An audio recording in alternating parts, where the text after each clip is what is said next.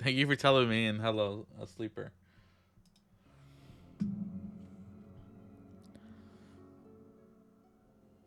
Okay, perfect. Good.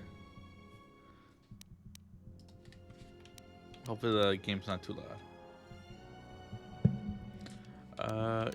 Oh yeah, so main character got kidnapped after all the business on Arshada, and now we are off to save him by getting raided as a gas transit thingy.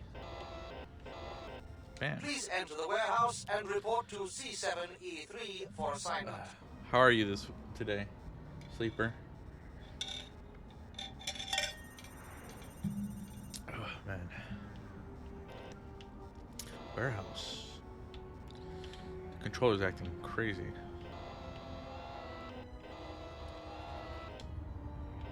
Busy and ignores you.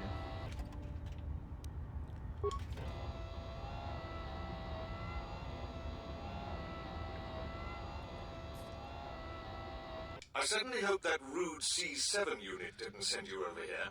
Those more recent models have no etiquette programming whatsoever. I think he should be replaced or shipped down to maintenance to direct droids there. But I cannot seem to convince my masters of the logic of the request. Read. Oh, I wouldn't go that far, despite what others would say. A number designation for a C7 unit means far more than an integer increase. Some droids undergo radical changes with each generation.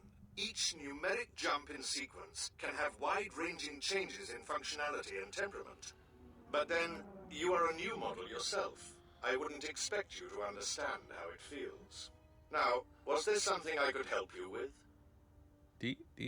I see. Well, good day to you then.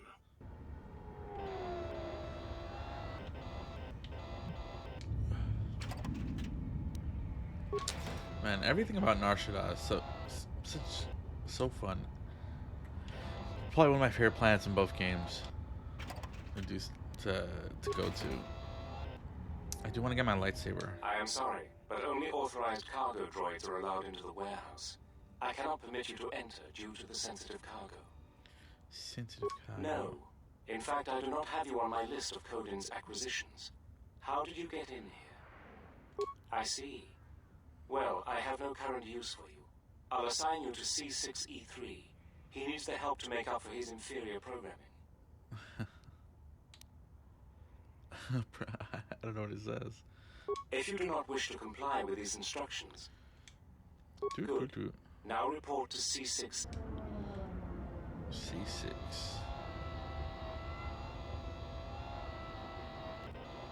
Oh, you're back. What can I do for you? That C7 droid absolutely infuriates me. Needs help to do my job, do I? I would be happy to help you, but as long as that C7 unit is perched at the door, I can't. Well, if the C7 unit were to be disabled, my programming would require me to take over his responsibilities in his absence. Yes, I would be willing to give you access to the next room. Let's go. Let's just attack him. Yes, what is it? You can't be serious. I am not in need of the activation. What are you talking about? How dreadful. It's amazing.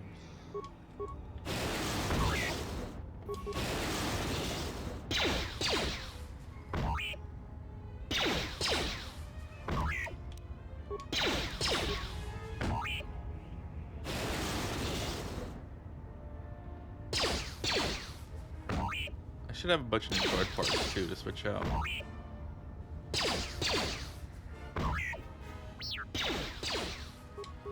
Come on, hit.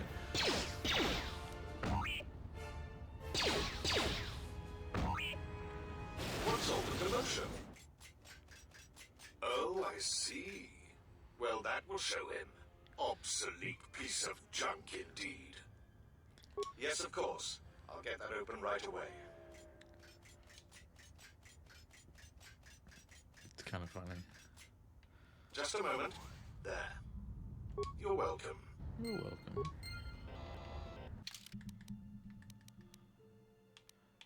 Let's see. Defense 3, defense 5. Immune to 50%. 50% immunity. Okay, that's amazing. What is this one? I don't have that. Renewable shield. Droid upgrade class 3 though. Working towards it. Flamethrower. Normal pacifier. Paralyzed. Oh, that's 100% stun though. Agility upgrade. Attack monitor for humans. Regenerate vitality points? Okay. He's taking that. Wow, he hasn't had a new weapon forever either. He can't use rifles? Nope. That's annoying. 1 to 7, 1 to 8. 3 to 11. On hit, attribute damage dexterity DC 22. Oh, he's gonna be balanced.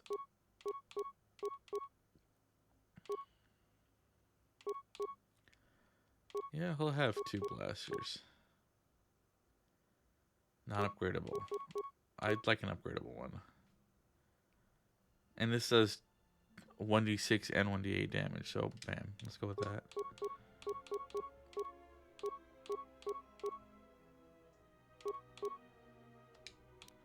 There. And I'll have... Even though I don't really bother switching between droids and weapons for droids and weapons for humans.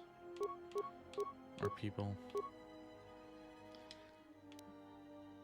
There we go. Actually, what are his feats? I don't even know. Hey! How you doing, cowgirl? Started replaying Fallout 2. Oh, so you played it before. Have you beat it before? God, I love Fallout 1 and 2 so much. He has Caution, +1 in Demolition and Stealth. +1 in Repair, Security, and Computer Use. Okay, he has +1 attack bonus with blaster pistols. Okay, droid class upgrade 2. I gave him improved toughness, blaster integration. Having witnessed the effects of combat, the droid is able to... Okay. +2 for every defensive bonus in combat. Okay. And regenerate vitality points for droid. I have back in high school though, so most of it feels new again. Saving up. I see. That's what I love about that. You miss out on the new ones. You just make so much money and you get so many new stuff so quickly. And I mean, I guess it's a different style of game, right? But I like when it's hard to get new gear. It's also one of my big issues with Baldur's Gate 3, right? There's just so much loot everywhere.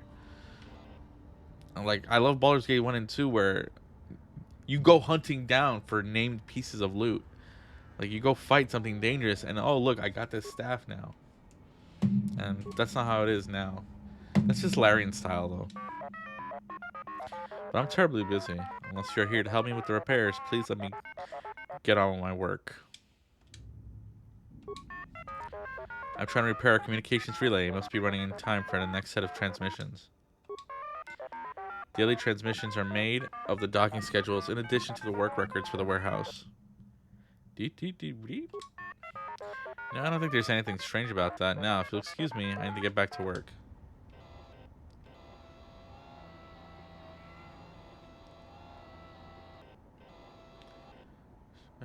I figured out one for each of one. How are you going to give them out? What are the magic items? This area is restricted. Please return to your designated area. Please excuse my companion. He is easily excitable and takes our duty very seriously. In the hopes of avoiding an incident, I ask you to please return to your post. Beep bop. Beep boop. Door? I'm sorry. I don't believe I know what you are referring to. The door right behind you. You must be mistaken. There is nothing of the sort. Now please, move along. Lying to you? But that would go against my programming. Please, as I said, you should return to your post.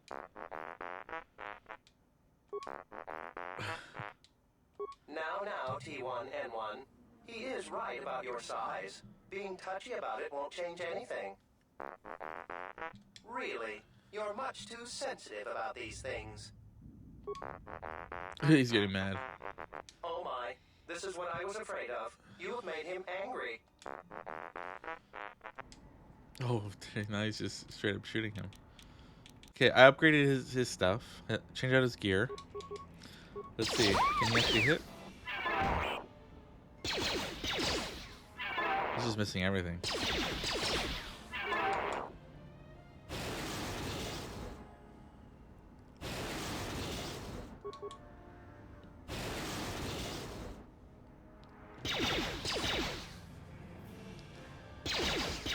He got one hit. Oh. I don't like that. I'm healing faster than he can hurt me.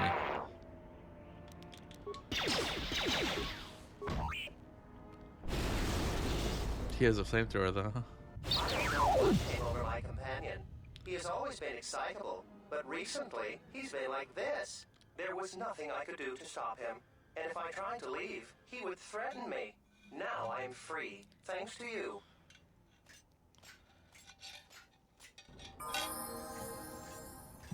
Look at that. Let's level him up.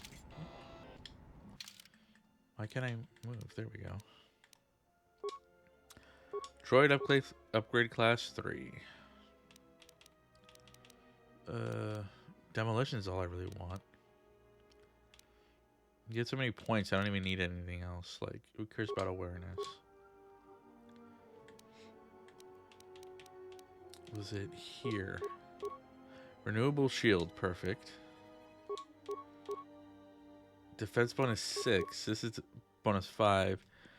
Plus 50% damage reduction, basically. In 3 of those.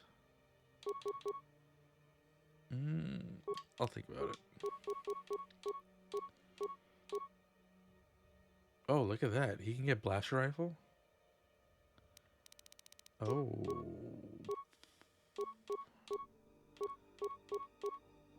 Let's see. No, he can. 4 to 15 damage. And upgradable scope. Fully upgradable. The repeating blaster rifle. Yeah, that's fully upgradable. Or a Wookiee bowcaster. Oh, this one's been upgraded too. I'm taking that.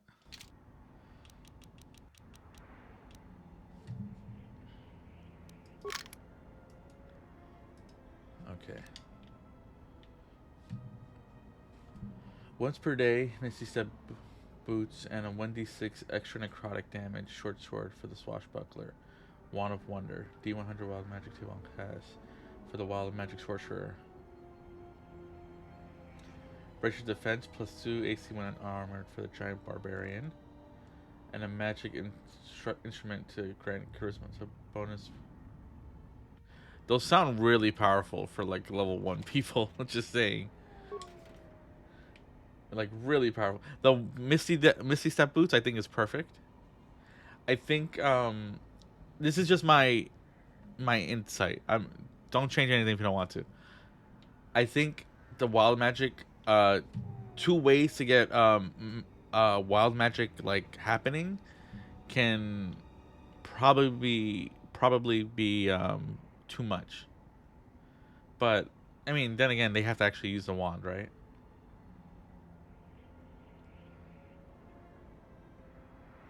And what? I like the extra necrotic damage for the swashbuckler. One thing D&D 5e doesn't do is there's not really a lot of like damage.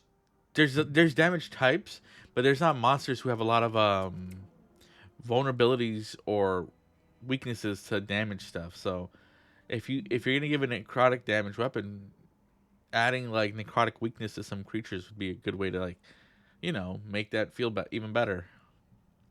Because they do a lot of resistances, but never like, it's very few things that actually have vulnerabilities. And there's like hundreds of monsters.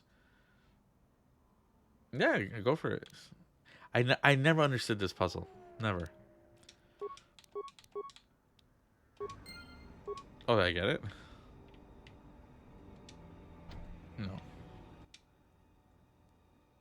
Mutations remaining.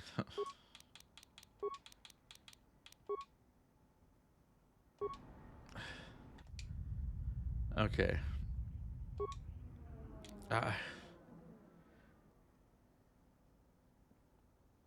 Yeah, I mean the most resisted is poison damage. That's why it's kind of the weakest because of that. But like in the actual stat blocks of enemies for damage vulnerabilities, there's not a lot. Even if it's like radiant or force or whatever, which is it just seems like something they can work on. I hate this puzzle.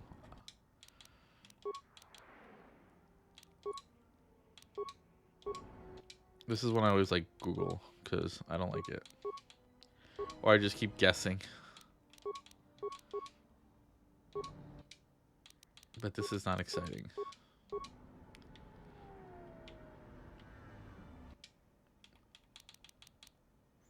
Counterclockwise. Does it move like the bottom two to the top? No.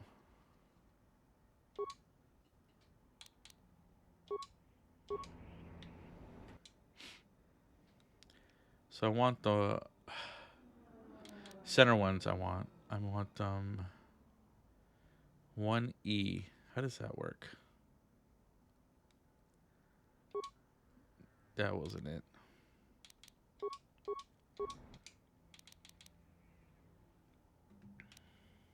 Counterclockwise. Okay. So now is it there? 1E. And then center clockwise. Okay, well, no. You know what? I'm gonna Google this. Screw this puzzle. I hate this puzzle. It's the only puzzle I hate.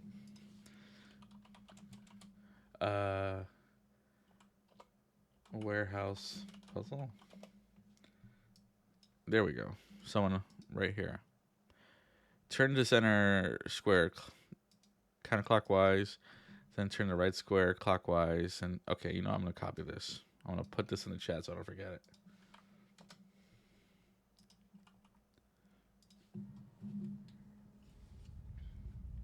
And when are you running your session, cowgirl? Turn the center square counterclockwise. Then turn the right square clockwise.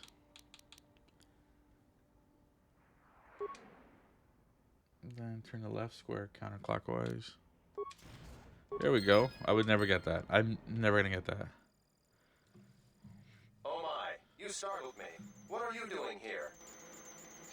I monitor the transponder codes of all ships leaving the docks, then transmit departure information for any of Vaga the Hutt's freighters. The information is sent to a remote computer system. Oh, I see. In that case, I will upload the transponder codes to you. And here's the blank transponder card you need. You're welcome. Now, if you'll excuse me, I must go back to monitoring the traffic. It is important that relevant departure information is relayed as quickly as possible.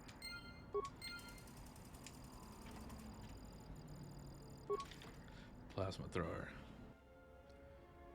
This coming Sunday. Oh, nice. I did 2 very short encounters to teach combat and teach leveling up after they could start level 3 for subclass. That's cool. Are they all brand new to? They're all gonna attack me. Let me I can delete these now. Who are you? You're not supposed to be here. Were they all brand new? Confident statement. You have the list of Voga's launch codes. You will give these to us now, or else we will be forced to take drastic action. Surprised statement. You are foolish to think we will allow you to take that information back to your master. Amused query. I think you will find the odds are somewhat in our favor. Now will you be giving us the codes, or not? Incredulous statement. Then we will have to take them from you, which I assure you was our preference to begin with. Okay, can I? Ion. And then a plasma.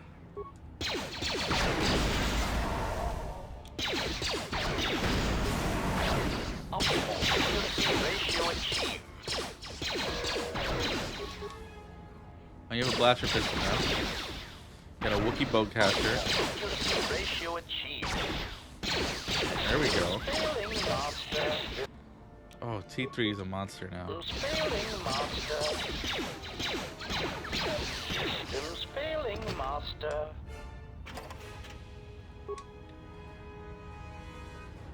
One has played very little. The other three complete first time. This guy talks like the one. I'm trying to remember which one you're talking about. Is it Legion? The robot from Mass Effect 2 and 3? The Geth?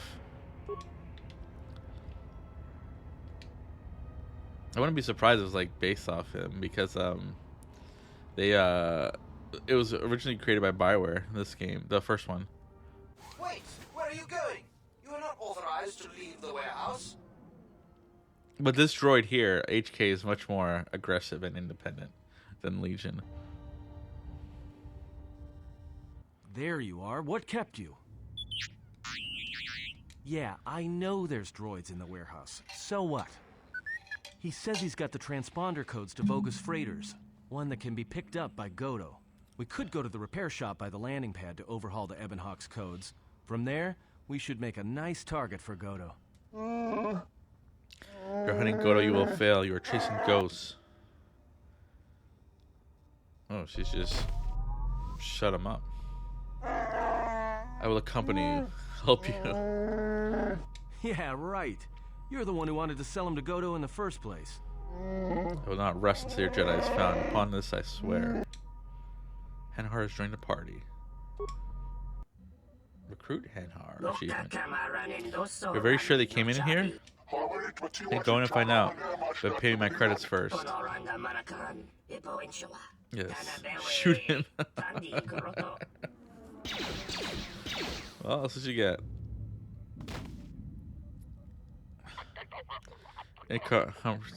Incomprehensible chittering. Incomprehensible response. Oh, nice. He leveled up again. No, that quadruple race that says the tone of their... Oh, man. I think they're called... No, not the Elcor. I think those are the jellyfish guys. No. Are they... No, yeah. The Elcor are the ones... The big ones, right? They're like kind of brown.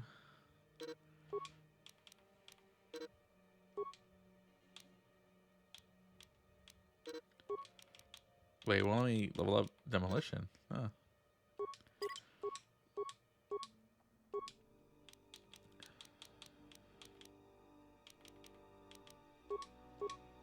Feats. Dual strike. By another party member. There's not really that many stuff for him. I mean, there's 2-weapon fighting, I guess. Demolition. That's always nice, I guess. I'll do this one. No. Yeah, that'll be useful later.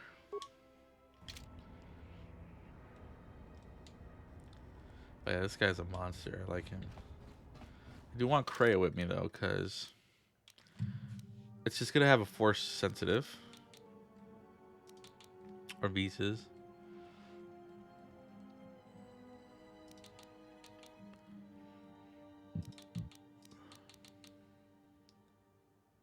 I think the Hanhar are the jellyfish.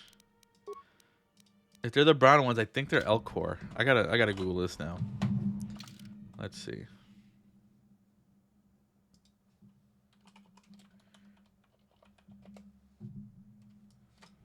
Mass Effect. Probably not Elcor, right? Oh, it is Elcor speech. Why? I hate that they do that web. No, Elcor. Yeah, Elcor. These guys. Yeah. Elcor conversation. Pleased greeting. It is. Human, it is always good to see your kind. I am Ambassador Kalen. Genuine query. Is there something I can do for you this? I like them. I love the hand heart too, but they speak in third person, and you say this one a lot. Oh, okay. There's just, you know what? You get out here. Wookiee Rage. Let's just start murdering.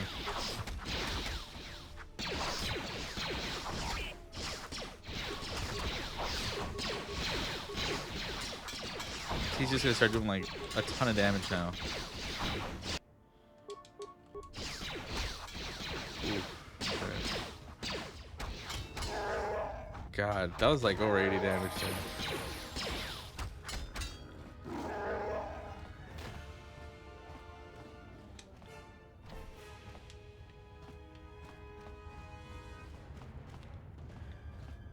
So there's an ad for an Alcor Shakespeare production, yeah.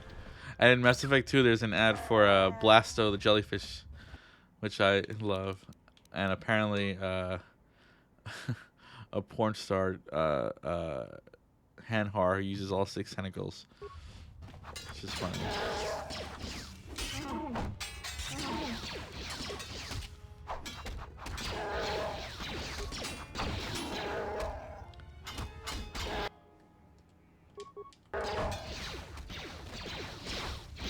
More where that came from.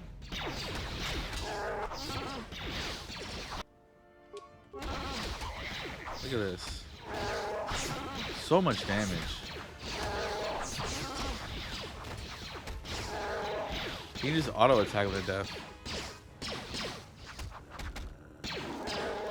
That was over 80 right there.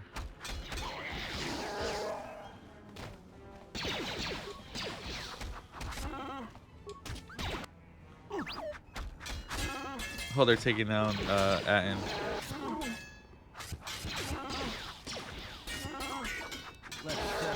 Yeah, he's good. Oh, they... Okay, let me level them up. Treat injury. Repair. Computer use. Feet.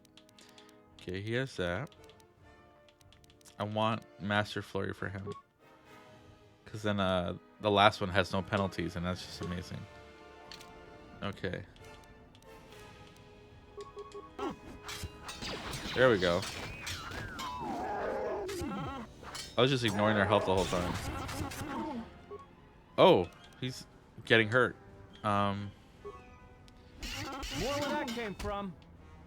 I just ignored this whole thing.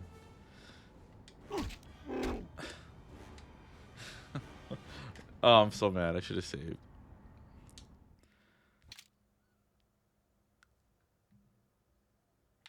I should play the Mass Effect series. Oh, it was all the way here.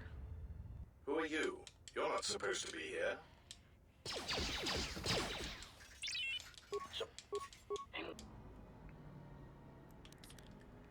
That's annoying. I threw this plasma. Let me do 2 of them.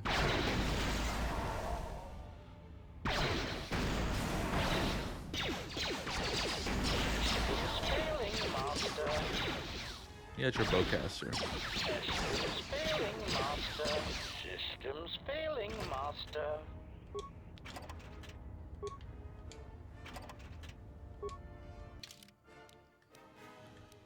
Anything new?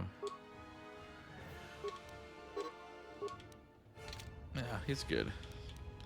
He can use this, and that's what matters. Renewable shield. Wait! Are you just playing Fallout 2, by the way? Like, what other games do you play? Or is that all you're playing right now? There you are. What kept you? Yeah. Okay.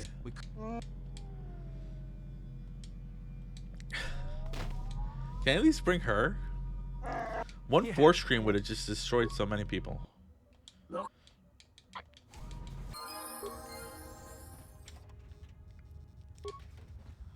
Let's see. I don't want T3. I can't change my party. Okay. Computer use, that. Oh, he got 2 level ups. Feats, I gave him dual strike. Okay. Save. Just say the word. What do you have again? High dexterity? Yeah. You're gonna go. You're gonna use your guns. For you, I'm just gonna give you a bunch of adrenals. Actually, not right now. All he really needs is this. Then I'll save after I kill this initial wave of enemies.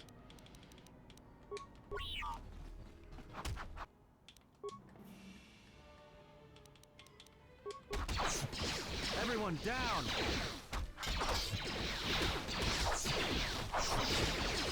More where that came from.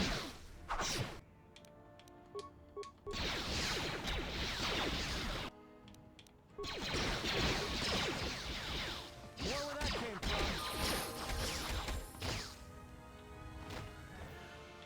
Yeah, because they can die easy.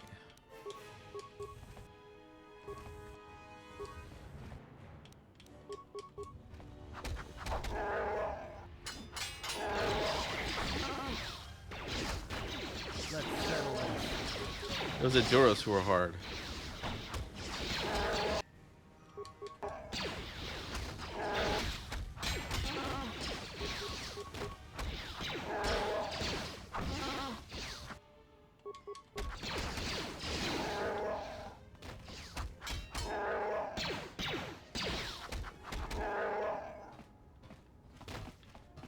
Okay, give it a second. Yeah, they just all lock their doors. That sounds about right. Oh, perfect. Level up for Hanar.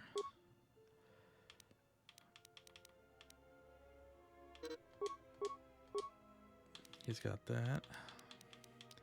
I do want his condition to be higher, but I just love using Flurry. And then with force speed affecting everybody, that third attack becomes fourth. It gets 4 attacks, and it's just crazy.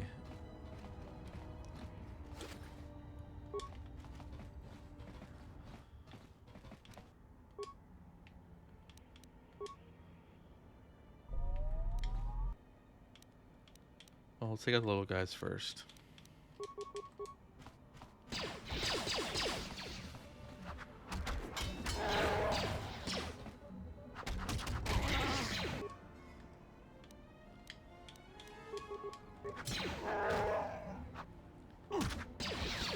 Oh, that didn't sound.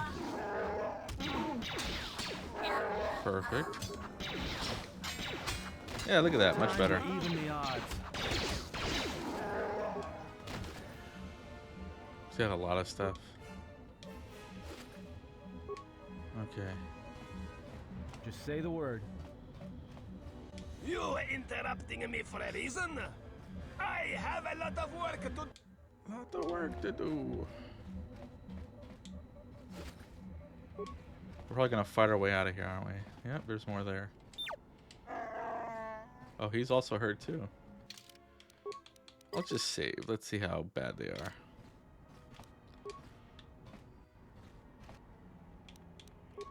They're still just Ganned. I think they make them more fodder, really.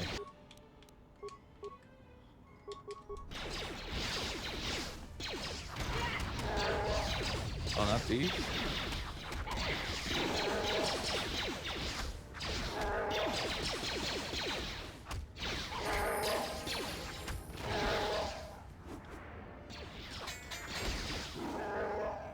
Yeah, from that distance, they're actually getting a lot of hits too, which is nice to see. Okay.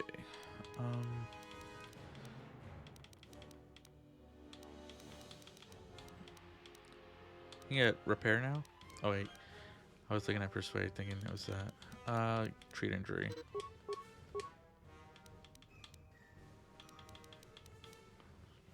Even master conditioning.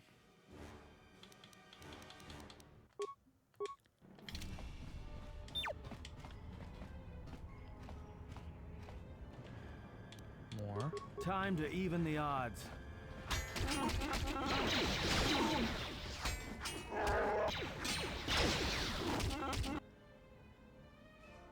He's down. What?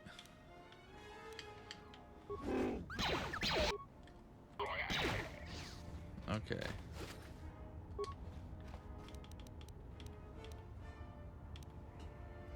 Yeah, ranged. That's what he needs to be. You too. You're ranged. And you're aggressive. You also need some health.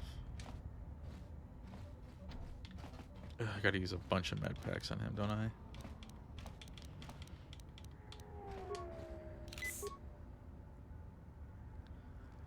Get the cheap ones out.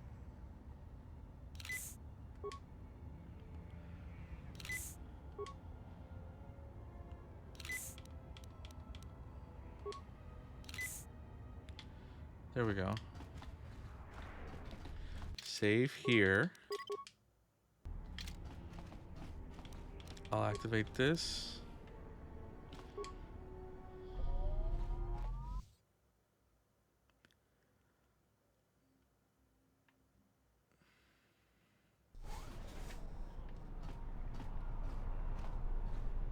Oh, okay. Oh, here we go. Jesus, he just lit me up.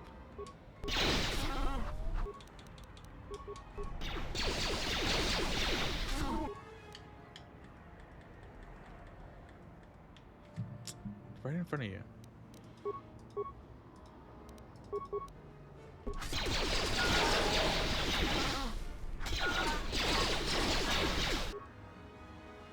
It's gonna go down. Okay. Plasma.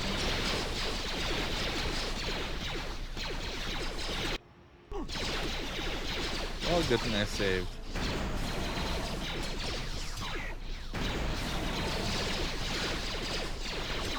You get out of here? No.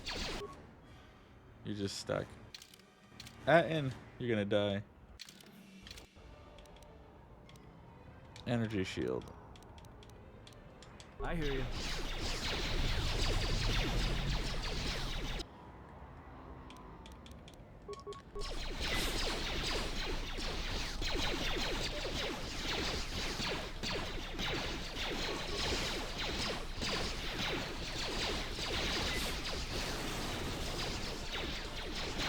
More where that came from.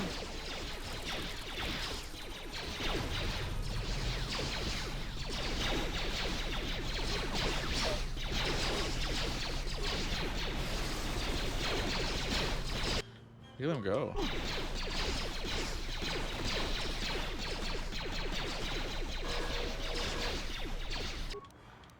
Activate that again. Take an advanced repair kit.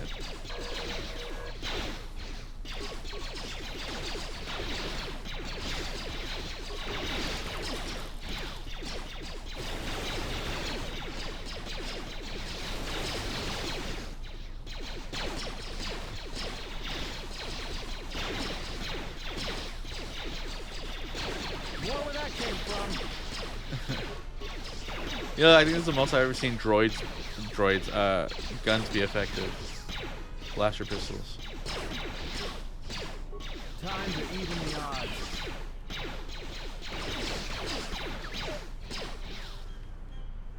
I've like typically left this for like the end, the last planet. So I've always had everyone just be force sensitive.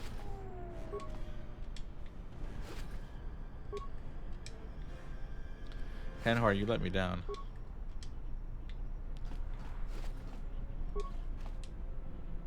They are hurt though. Maybe I can buy some med packs here. Yeah, I want to buy.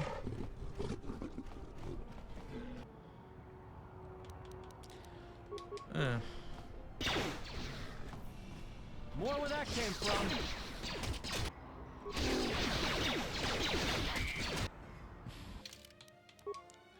Oh, I just saved.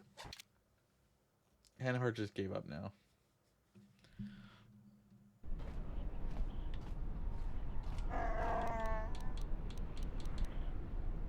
I have one advancement pick.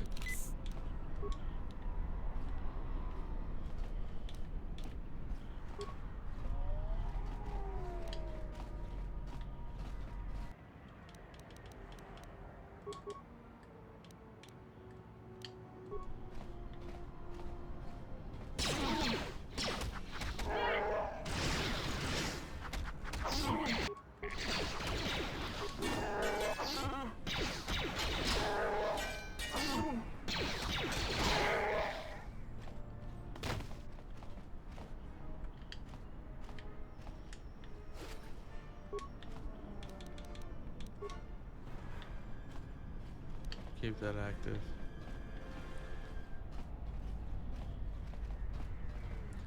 Where's the shop? Okay, so I gotta go west. This way.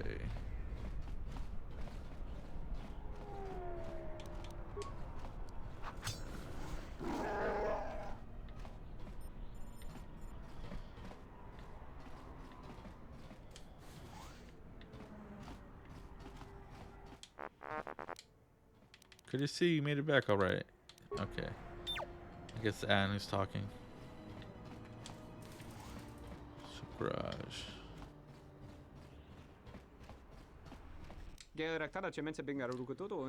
Someone there again? Yeah. Can you change our ship's ID signature? You have blank transponder card? Yes, this I can do for you. From B5D8. You say, just one moment. One moment.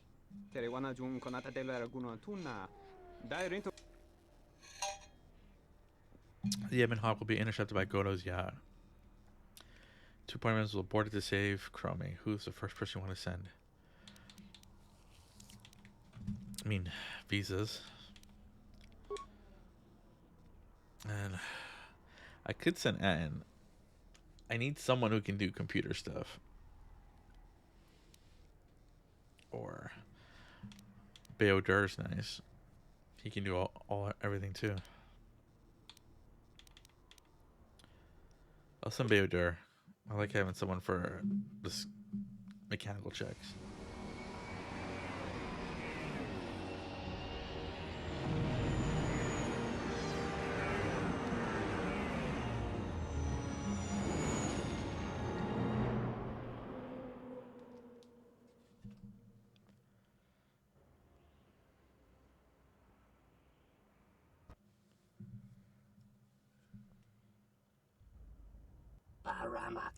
They are fleeing, running away on their very ugly junction. No, they're going to rescue their leader, brother from G0-TO.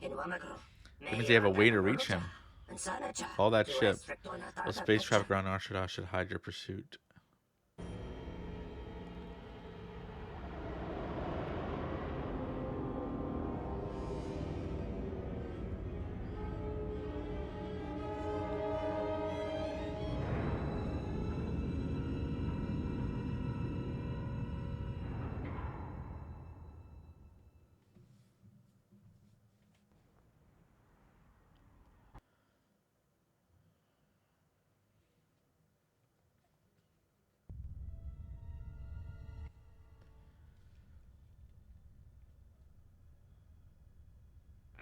I was expecting someone taller. I hope you are not in too much pain to hear my words and understand them. I am G0-TO, one of the officials representing a percentage of non-sanctioned trading here in both the YouTube system and Republic space. And I had a question for you. Are you a Jedi? No, I turned from a Jedi long ago. Indeed. That is unfortunate. Still, perhaps you have some value. I have gone to considerable expense and effort to bring you here. It is because I have a job for you. You have a strange way of asking for my help. That why you hired every bounty hunter and assassin in the galaxy?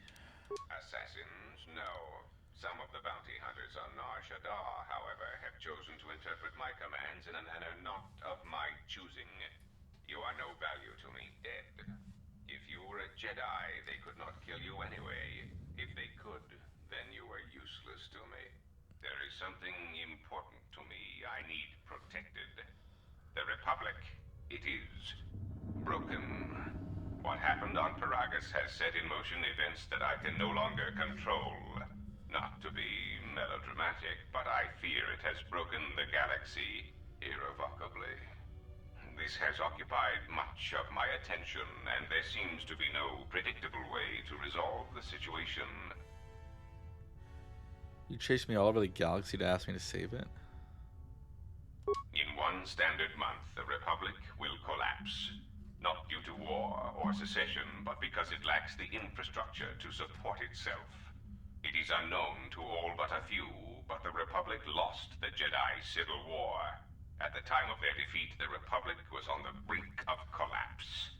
Rather than remain and continue her campaign against the Republic, however, Revan chose to leave known space.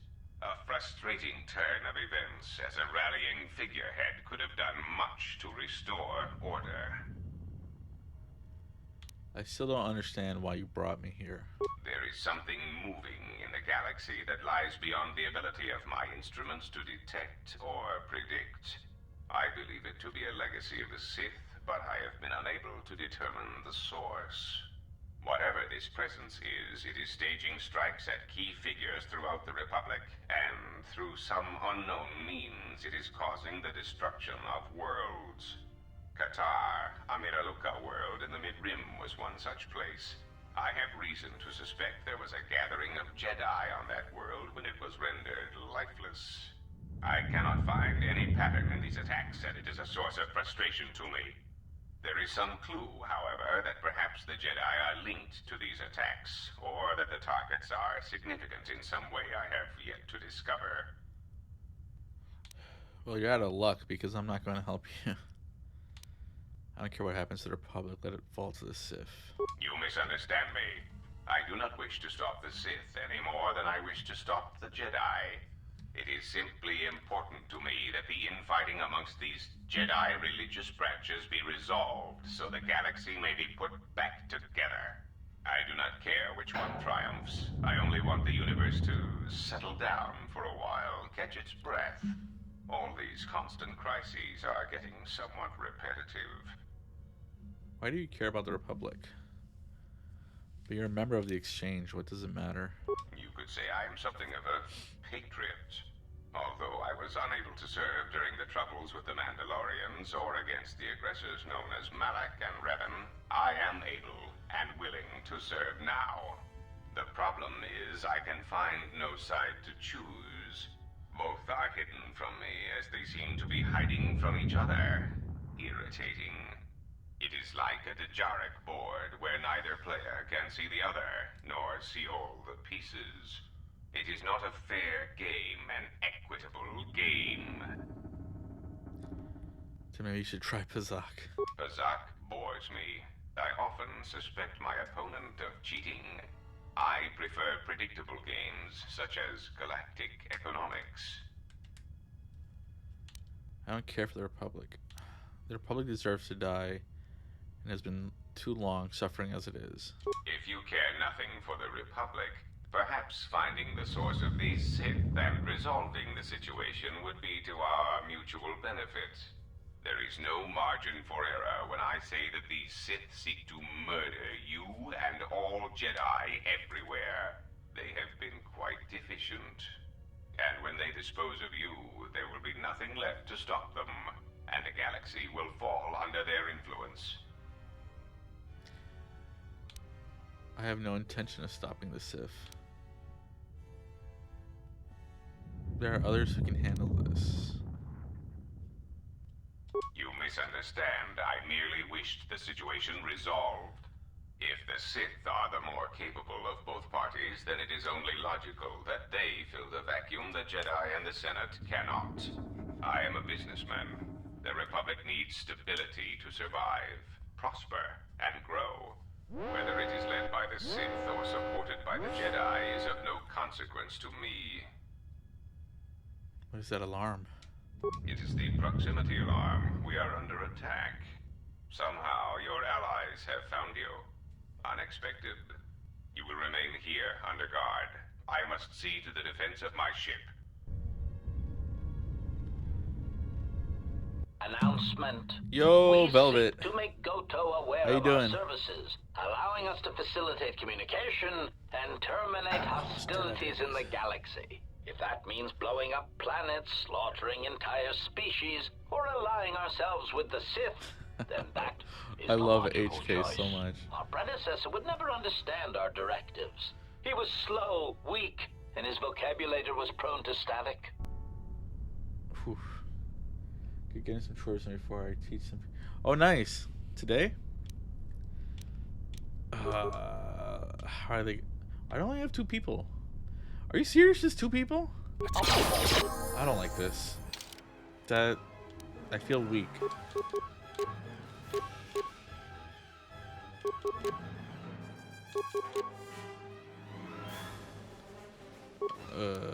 This feels wrong. I feel like I'm gonna die.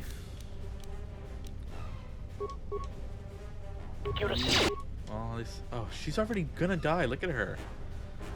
Are you serious?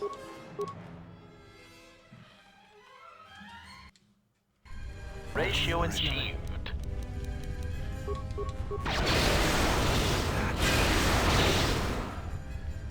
Optimal.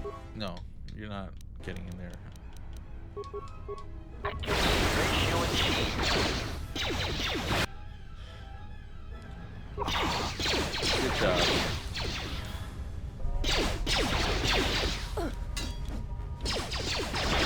Optimal. Okay, you're gonna die. Ratio achieved. Reload that. Pathfinder. Are you doing it in person or online?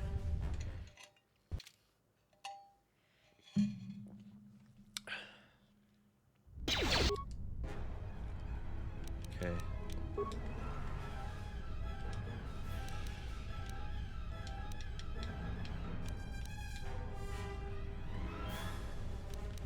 Oh, let me. Then I'll do this.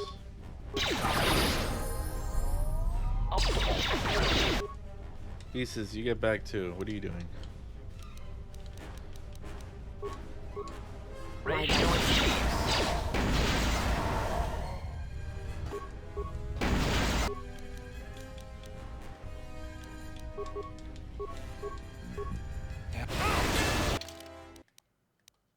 You can level up.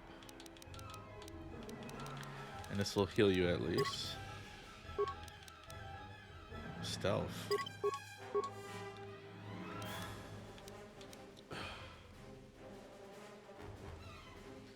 Online. Oh, nice. So on Foundry, right? Do you have Foundry, or do you play on Roll20? Okay, so that helps a lot. I'm gonna. What do I have? I guess frag. I'll throw 2 frags. Theodore, you can throw some too. Failing, master. You are no match.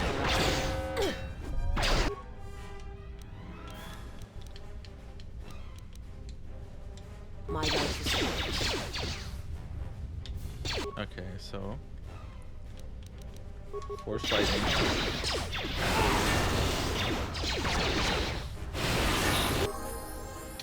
Okay, that helps. So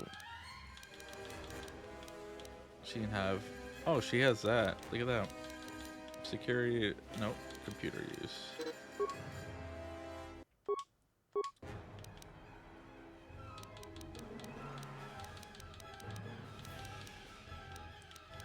You know what? She can have the regenerate force point power. Not vitality. Right? Does she not get access to that? Self-run, precise shot, vitality, mobility. She's got finesse lightsaber. Dueling would be nice. You play Pathfinder, so this should look familiar to you, right, Velvet? All these feats and stuff, because this is based off Star Wars, not Saga Edition. What's the other one? Star Wars D20, which is based off 3rd edition.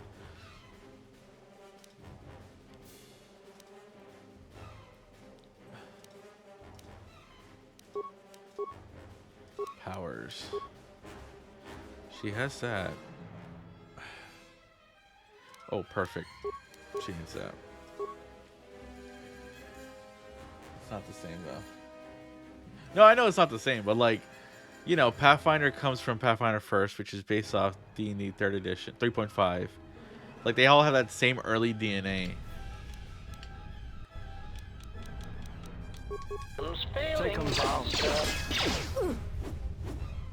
Like, the amount of feats that are in Pathfinder are huge. And that's because that's really how you customize your character, right? Through feats. That's how you build them out. I don't really know too much. Yeah? That could be way off. Child's play.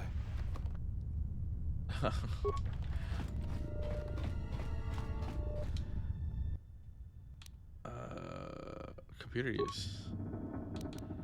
Download. Hold on. Attempt to enter the count.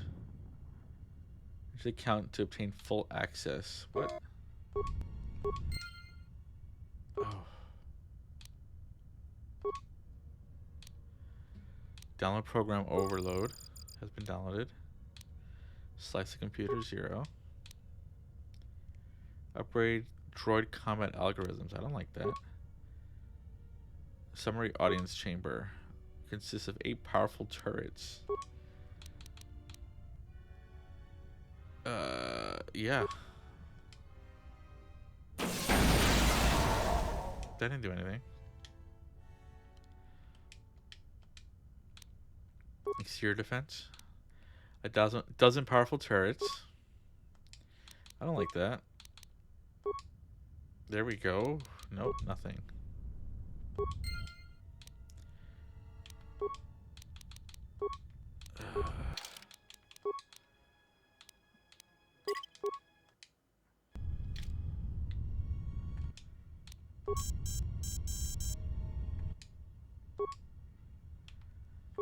I don't want well, I just saved. I don't I don't want them to be upgraded right now. And feats, yes, but like feats are just moves you can swap in and out pretty much in the system. How may I serve? Is he healing? Let's go. Let's see. Very slowly. My life is yours. She can do that.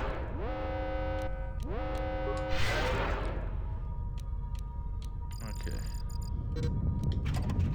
Now she has no force. Ugh, God. Little remotes in the... Oh, these are mines, too.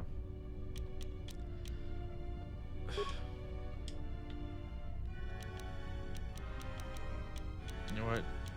You can go... No. His dexterity's trash. It's his, This won't take long. Like that.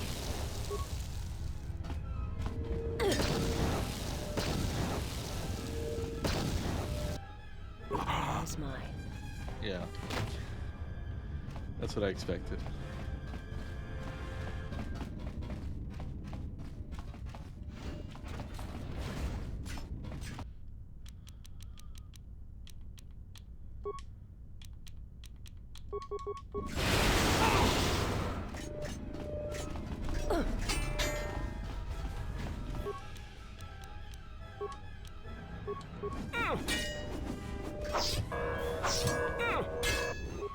Oh, he's got little repair droids.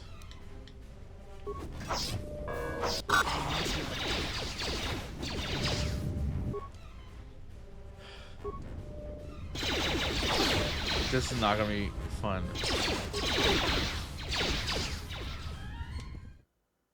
This is just normal.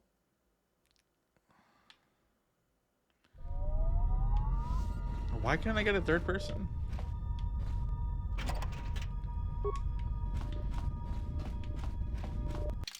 Well, I'm gonna try one more time. I should have saved before I went to the security console. Cause I forgot what this thing does.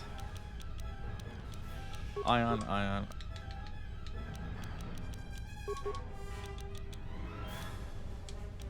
Okay. Then you can do this. Ratio achieved.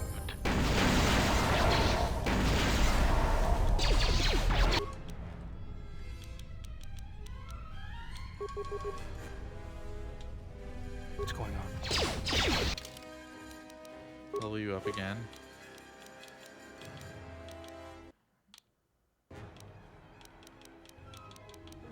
I don't care about demolition, but security, treat injury, repair, stealth. Oh yeah, I just have too much. I have too many points.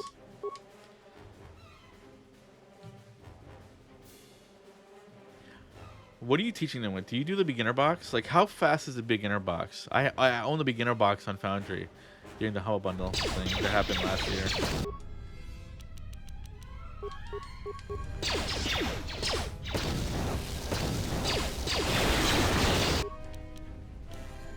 I forgot what Cryoban does. She can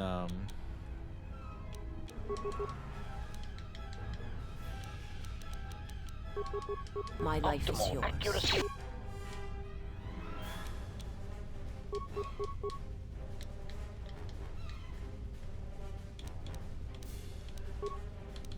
Ratio achieved.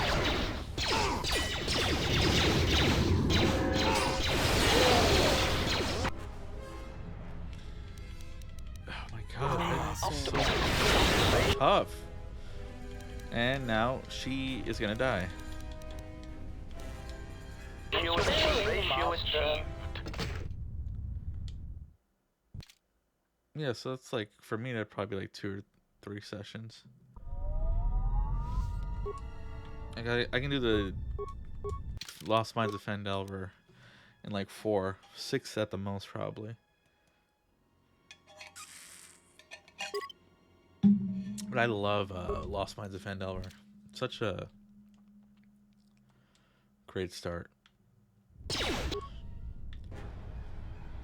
This is annoying.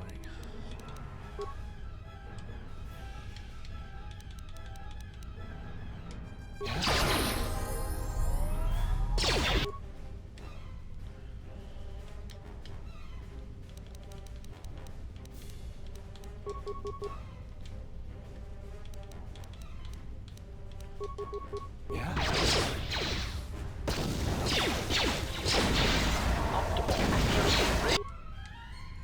Ratio achieved. Let me check out Cryoban. Yeah? Optimal. Ratio Yeah, that's not what I expected.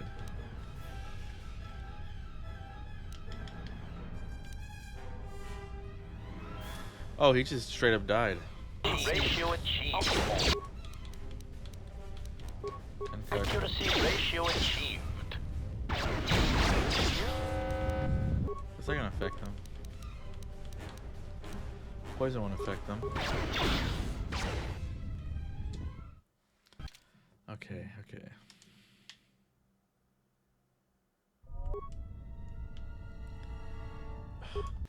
I keep forgetting that.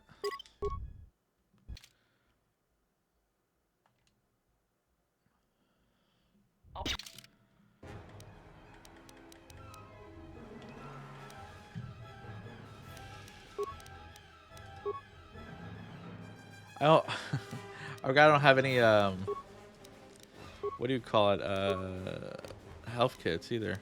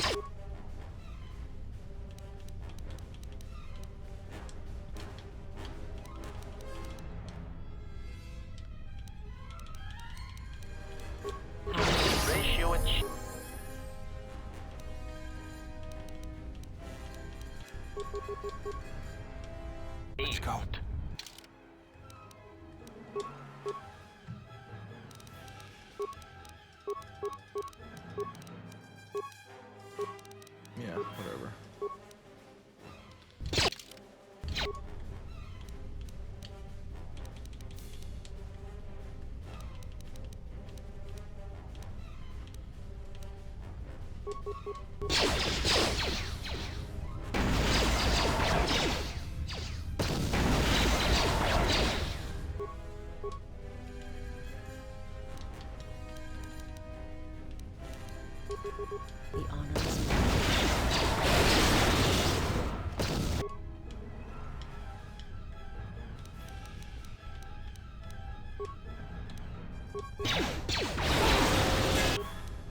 Systems failing, Master. How may I serve?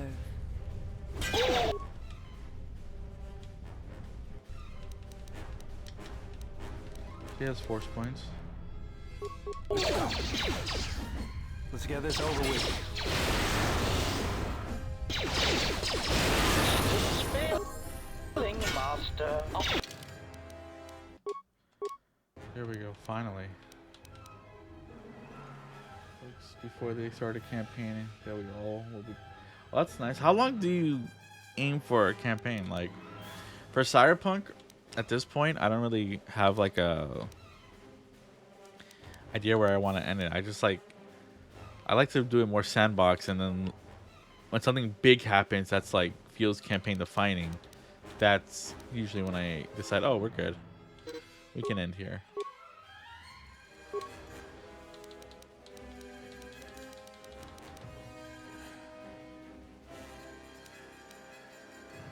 All deflection rolls. Huh. She could use conditioning. You know what? This part is actually kind of rough. Force speed would be nice.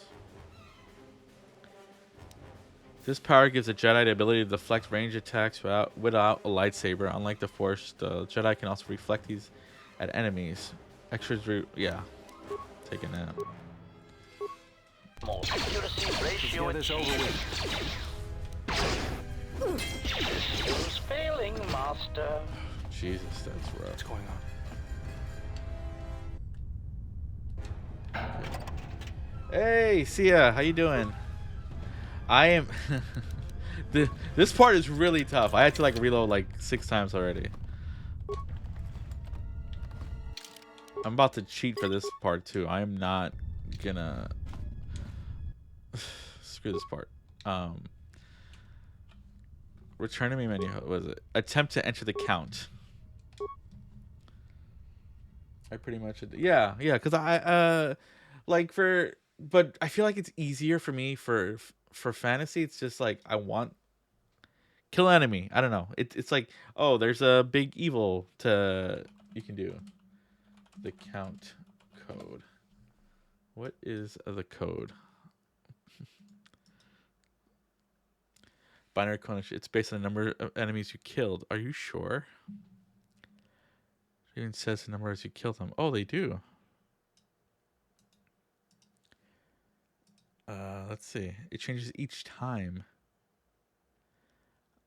Oh, that's annoying. As they are destroyed. Hold on. So it should be my combat log. Let me see if the game is okay.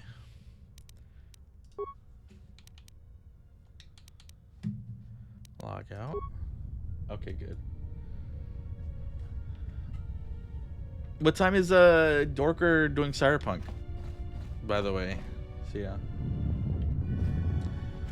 Okay, what am I looking for? Not here. Message log.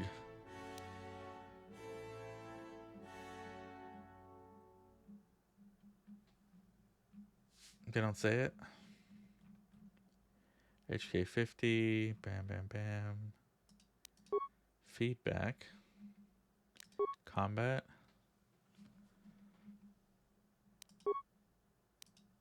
Oh, I never knew this was here. It doesn't actually say what it does, though. Fine. To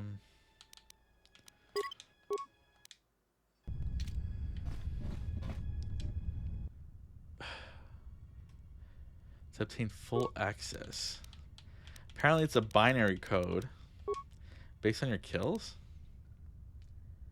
Let's just ask. Oh, that's cool. I mean, that's cool though, right? It's good to. Then hopefully they decide someone gets interested in running a game.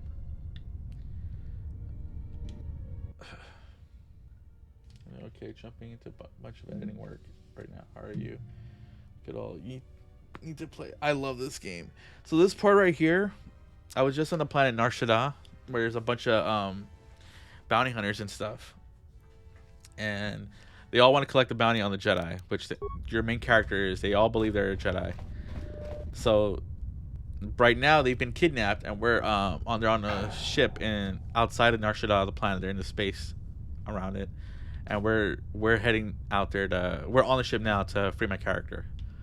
But this guy is filled with droids and turrets everywhere. Run. Well, right now, Velvet has mentioned Pathfinder and Mothership as the games that I know that they play now, currently.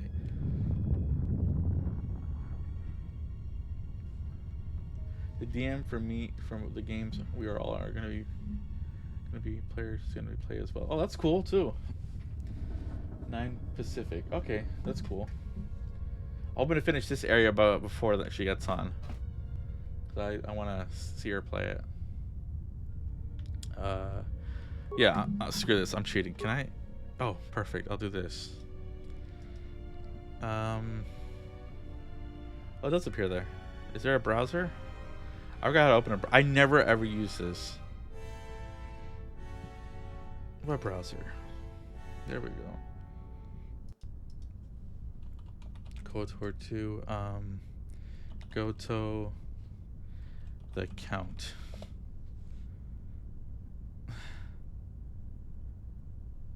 I just want to do this. I don't want to. I just want to see if I can get this right now. It changes each time. I mean, after another enemy. 1 0. Okay, so I have to kill a droid to know. I knew that junk after you kill a droid was here for a reason. After the numbers are in base 2 or binary. You still don't get it. Well, you sometimes have 0.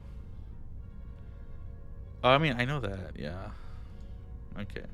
So I gotta kill a droid. I think it's in 7 hours. Oh.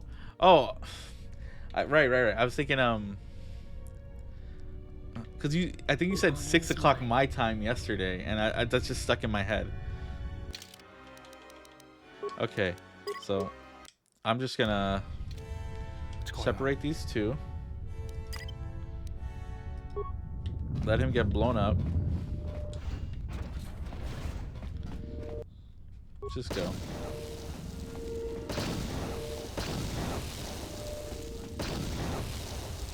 My life is yours. There. That's what I feel. Bam.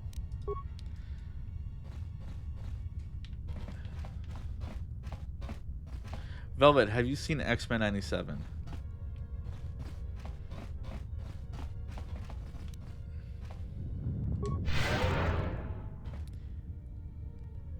You know, I'm gonna regenerate some force points. I have no medkits. I used them all up. Oh, can I do anything with this guy?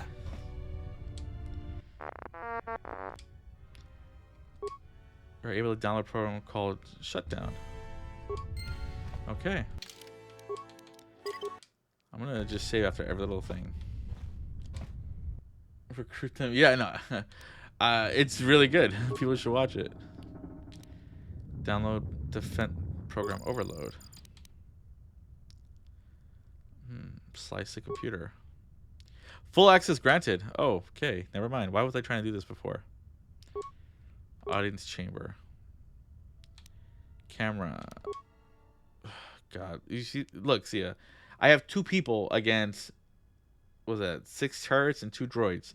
These are war droids, I'm guessing, because they're a bunch bulkier. And, yeah. They're not gonna make that. That doesn't mind. Okay, I don't really care about that. More those are 8 turrets right there.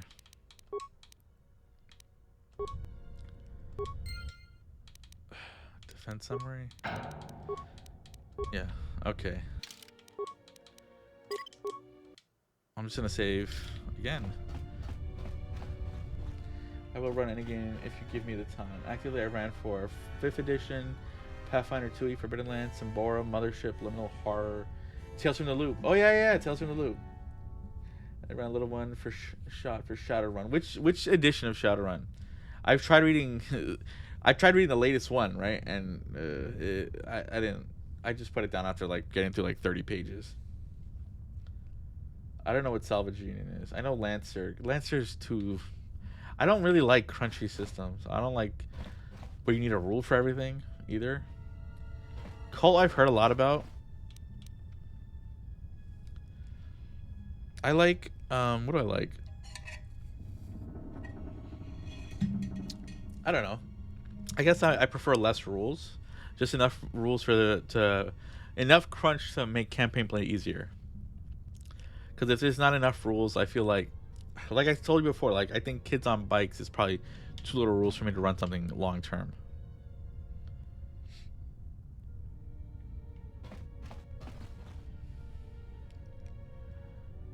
Okay, energy shield.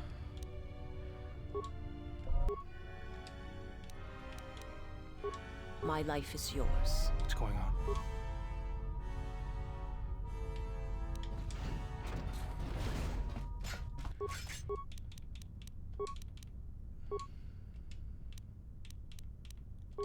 My life is yours.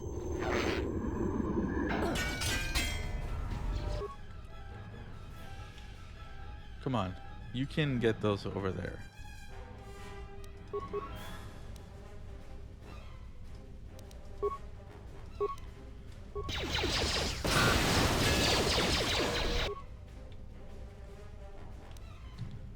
Get that maintenance destroyed.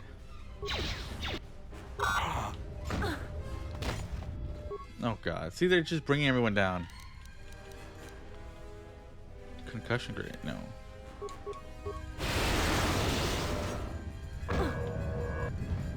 This place is insane, man.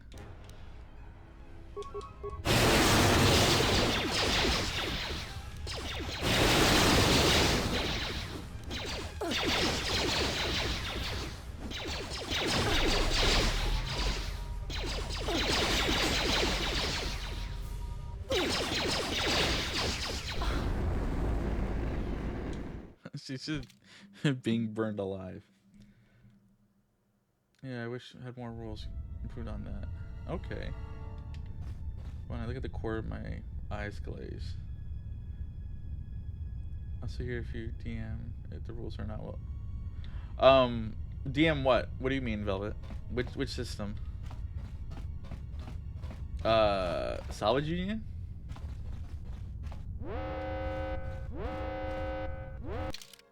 Shadowrun. What I hear is everyone says 2nd edition is the one you should try out, and because I already run Cyberpunk, so I don't really feel a great need to it. I do want to like learn about how the magic works more, because I know like the more cybered up you are in Shadowrun, the less you are good at magic. I think that's how it works. And like that sounds cool though, like the connection between you know, the natural forces of the world versus technology and stuff. That's how they play it, right? Compared to Cyberpunk, the more cybered up you are, the more higher chance of developing cyberpsychosis is the thing. My life is yours. You know what? I'm gonna try something. I'm gonna put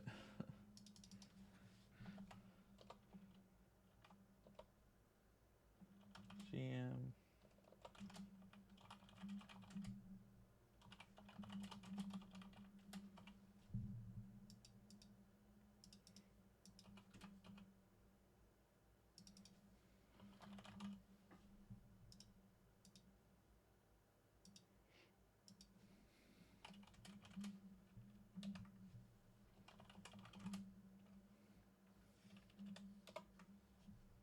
I saw someone do this and I want to do this. See if that actually draws people. Because I'd rather talk about RPG stuff. My main is Vampire the Masquerade, also Kids on Bikes, Brooms, Good Society. Oh yeah, I didn't respond to you. I'd love to try it. Allison is missing. I don't know how we do it online. You tell me, but I'd be up for that. If I know, but need to force people to sit down, I'll play anything someone runs. Honestly, Good Society doesn't sound like my kind of like the themes about it, but the mechanics really interest me. Sia, so I'd be willing to try that too.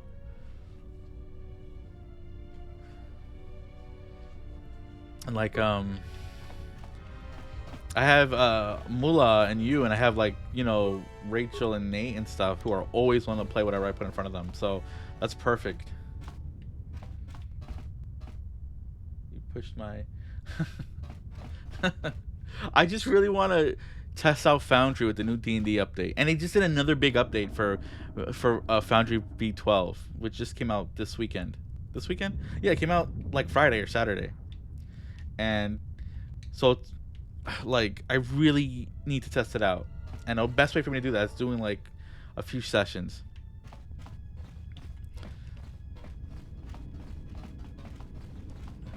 Okay, you know what? I'm screw it. I'm lowering it. I don't want to, but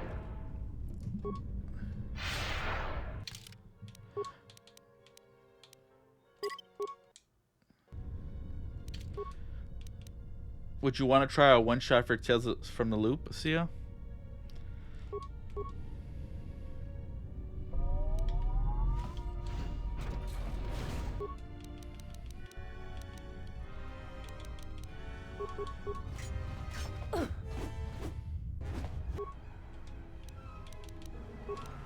What's going on? Velvet asked me the other day if I wanted to try a one shot, because like I would love to try it out. Because you mentioned Kids on Broom being 2 rules light, and kids Tales from the Loop sounds like enough like mechanical crunch to really, I don't know, be more enticing to me. The honor is mine. I also do like Free League stuff in general. Get out of here.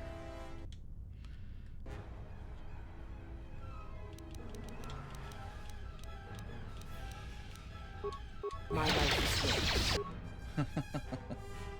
169 followers. I want to get to 690.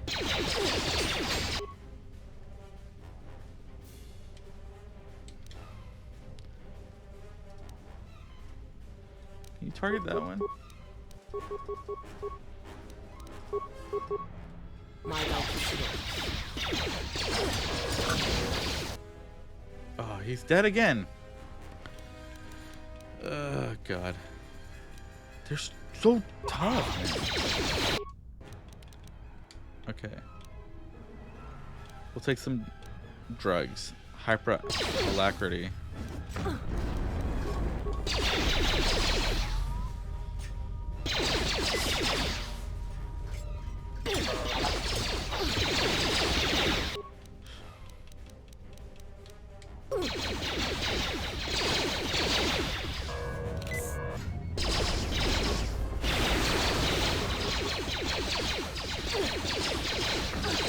He's missing everything. 011. 011. Let me write that down. Actually, I just put it right here. 011. When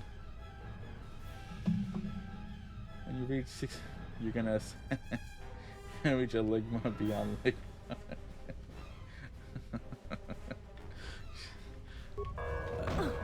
There's 2 more right there. She's gonna die, and this isn't great. Just run away. Run away.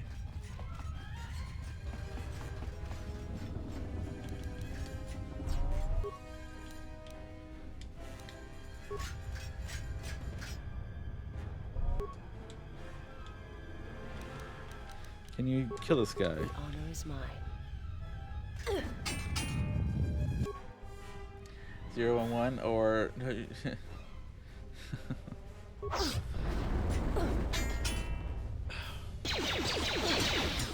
this is insane how hard it is.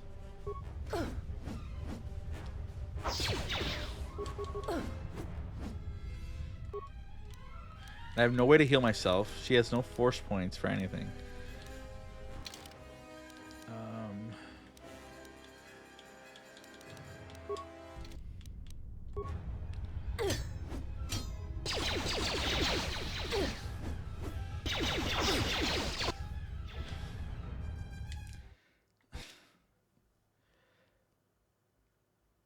When did I save?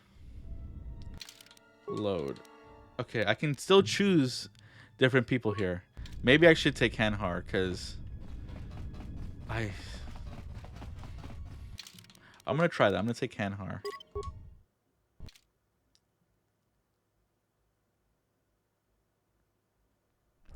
You get to choose 2 people to send here, Sia. And that's the hard part. It's crazy. And no one's letting me buy stuff from them either. So I can't even buy like medkits. Where's this place?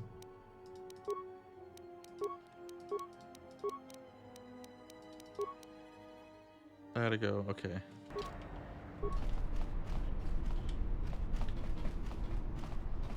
Oh yeah, there's a group right there. Energy shield. And he needs a melee shield.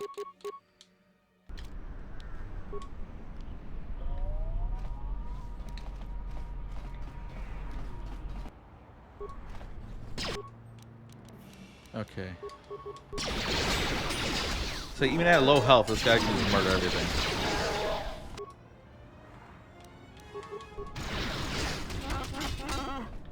And he does not miss.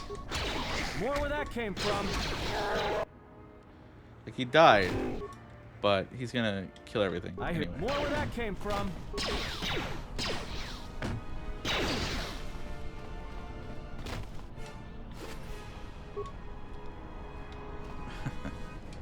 So fun.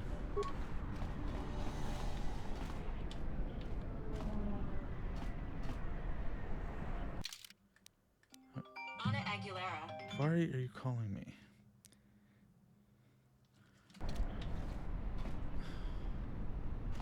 I thought I had do not disturb on. Just keep. This is like corpse running in Diablo. That's what this feels like.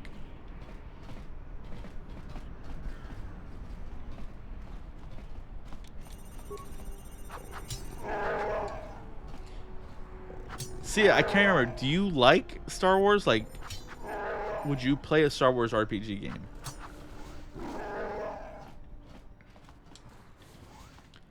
Because after Vampire and after I run Call of Cthulhu for Moolah, I really want to run some Star Wars because I love Star Wars. I have a difficult relationship. Would you play Star Wars though? I think the system. How do I put it? There's combat, like it's just, you know, but it's not like D&D where it's slow paced. The way the dice works, it's just so good at really encouraging players to just add stuff to the scene. Because like you can make a player can do that in any system, but I just feel like they never do. They said I'm down to play anything. Okay, so I'm not taking Visas or Beodor because that was rough. Oh, why didn't they save? I'll take oh, does Anne have to go? First person, okay, Hanhar. And I'm sending Kreia.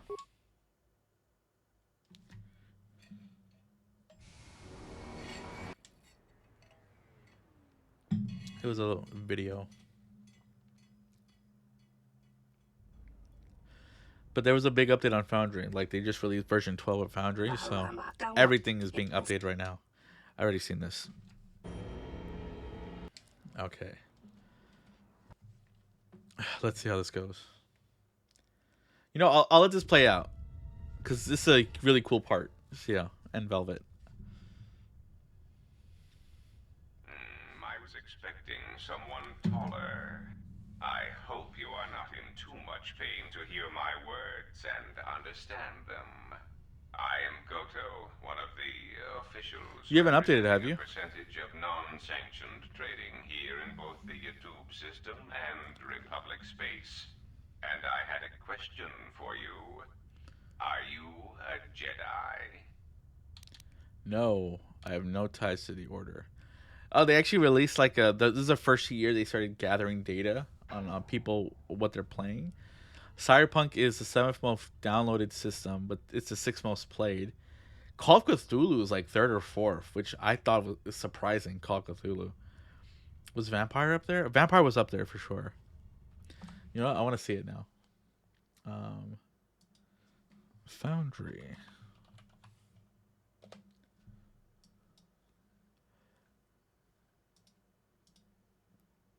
Let's see. Yeah, here we go. The anniversary stuff. Yeah, here's stable edition. It was a year in review. This one.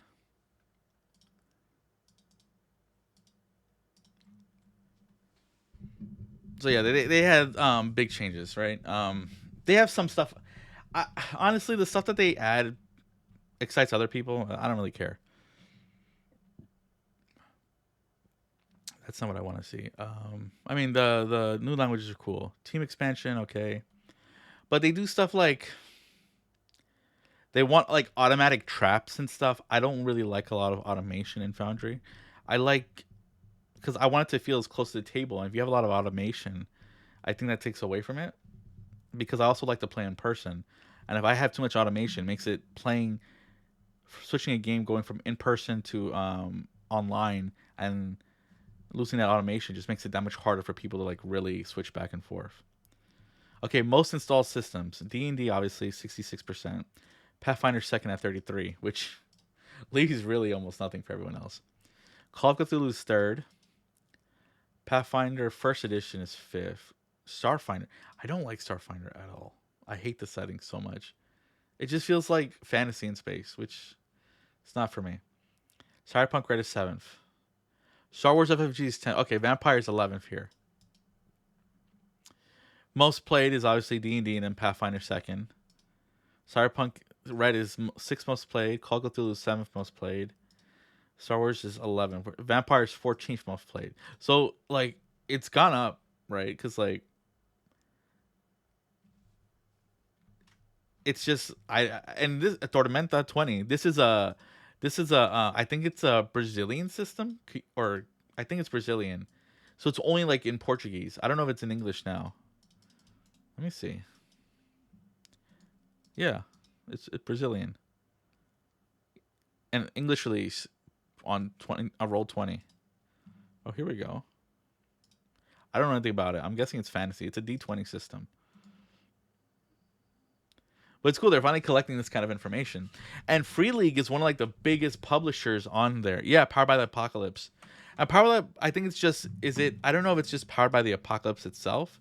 Because like, there's, let me see. Foundry, VTT.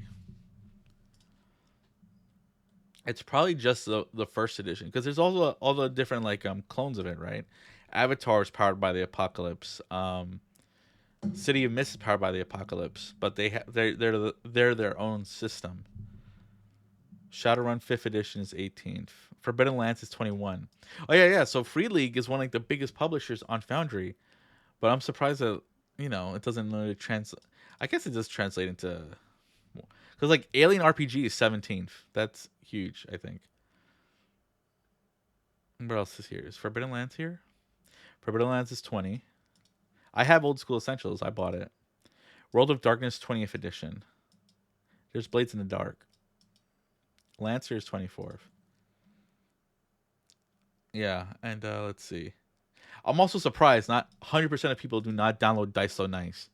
I love having a 3D dice. I can't imagine not playing with that.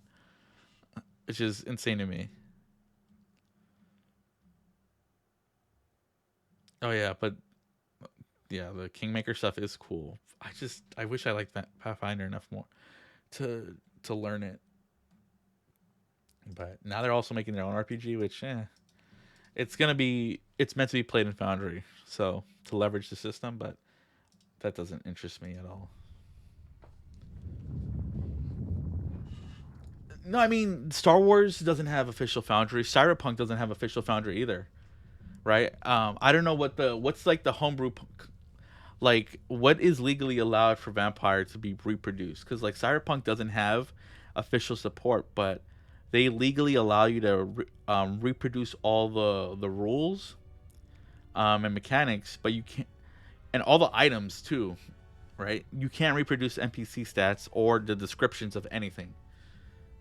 Yeah, see, that's insane, right? If they allowed that, then it would probably be bigger too. Because Cyberpunk allows almost everything except the descriptions of everything and NPC stat blocks. But NPC stat blocks also imply that like the Black Ice programs, you can't, because those count as NPCs. So I made all the Black Ice in Cyberpunk, but there's only like 10 of them, so it's not really a lot, right? Where if it was D&D and imagine importing all those stuff by hand. That would take forever. That's what I say, but I guess they don't want it. Yeah, and that's so dumb. Why limit your market, right? If I don't understand that. I'm not a business person, so.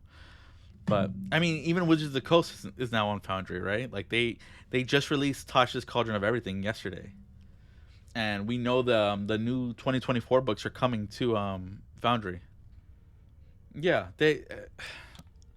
Because I would love to pay for Cyberpunk on Foundry, because I would love to have all the material updated all the time and never have to input anything. But the free version is already so good. I can't.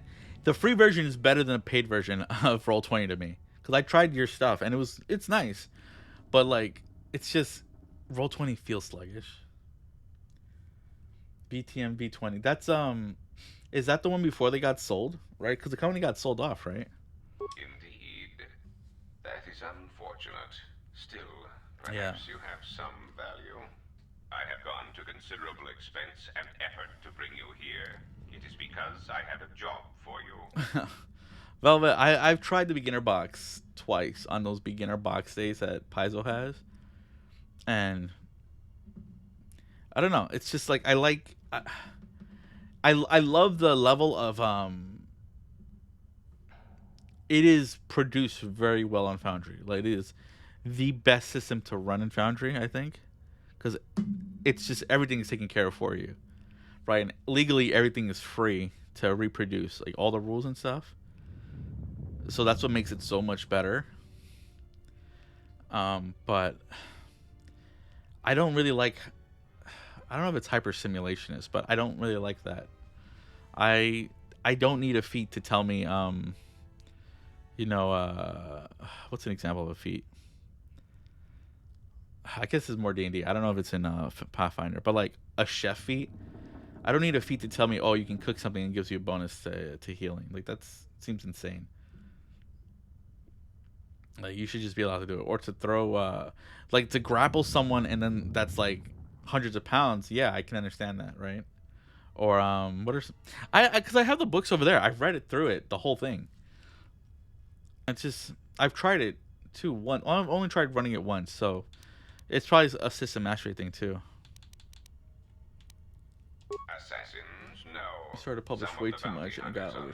That's what happened with D&D Second Edition. They published so much, and then like Planescape and Spelljammer were terrible.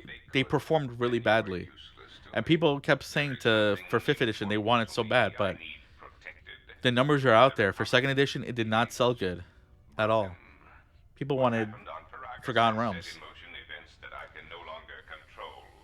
Not to be melodramatic, but I fear it has broken the galaxy irrevocably. This has occupied much of my attention, and there seems to be no predictable way to resolve the situation. No, yeah, but like getting the healing to cooking, right? Is like an example of a feat, like a chef feat in 5th edition, right? I find it so. I don't know why I need a feat to give me bonus to healing. If I want to give that to the player, I will. And as a DM, you always can, but like to have to make it into a rule though is the thing I don't like. And there are players who hold on, I'm getting a call. Let me mute myself.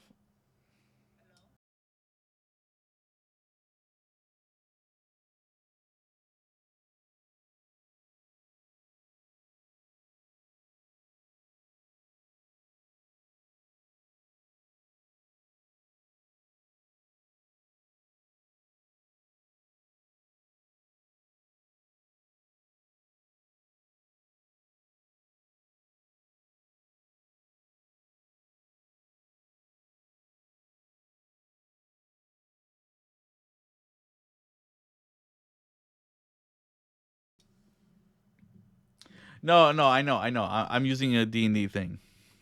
Is what I mean. That's why it doesn't make sense. Let's see. Let me see what kind of feats they have here.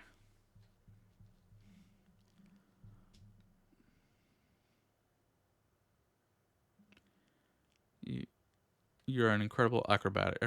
You can roll.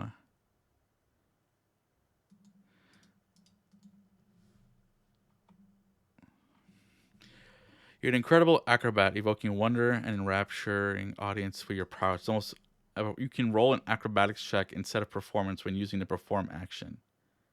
I don't know why I need a feat to do that. Why can't I just the player describe what they want to do and I say use that and it'll count as performance, right? Like, why do I need a rule to back me up for that? It's that was like I just picked a random one. That was where was it? I just had it open.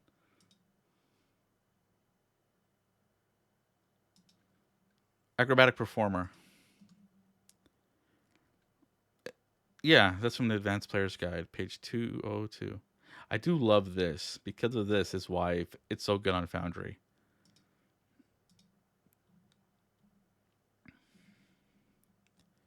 What's this one? Ageless Spirit. Remember more about your previous incarnations, then I don't know the lore behind it, so it wouldn't make sense to me. All of the animal. Anyway, I'm not gonna really get into it. It's just I like leaving a lot of I like leaving a lot up to GM Fiat basically. It says you can use your acrobatics for a performance check. In one standard month, the Republic will collapse. Not due to war or secession, but because it lacks the infrastructure to support itself. It is unknown to all but a few, but the Republic lost the Jedi Civil War. At the time of their defeat, the Republic was on the brink of collapse. Rather than remain and continue her campaign against the Republic, however, Revan chose to leave known space. A frustrating turn of events, as a rallying figurehead could have done much to restore order. There is some... whatever it... Let me get back to the fighting, because I saw this. You misunderstand. Why do you care about the Republic? You could say I am something of a... although I was unable to serve during... it is... then perhaps you... you may... I am... whether... you would... Okay. Now a new save. Oh. Okay, here we go.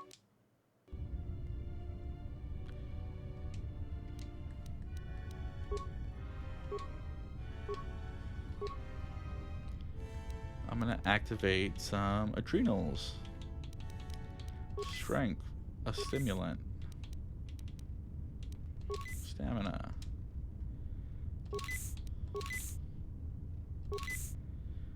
Okay, let's see how this goes. Announcement.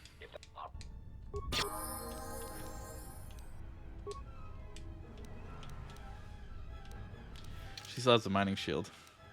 Some of the stuff is old too.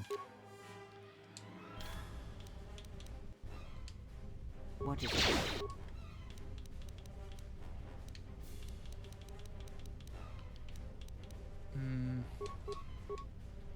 We'll try that. You can do this again. Optimal accuracy ratio achieved.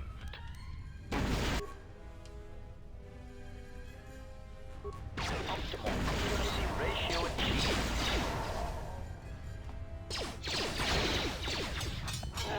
Already a huge difference.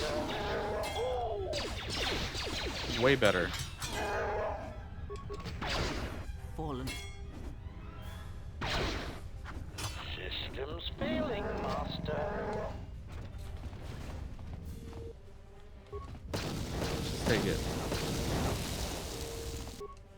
Wow, does the shield protect against that?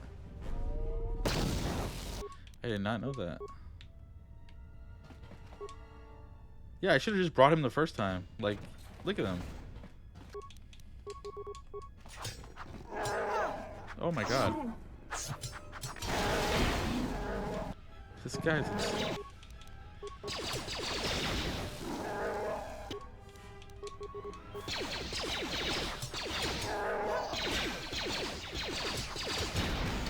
Zero, 1, 1. Hold on. 0, 1, 1.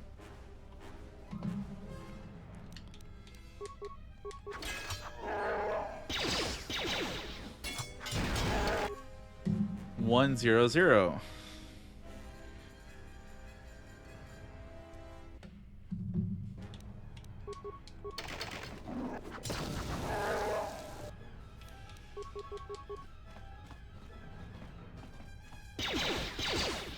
Fallen. 101. 101.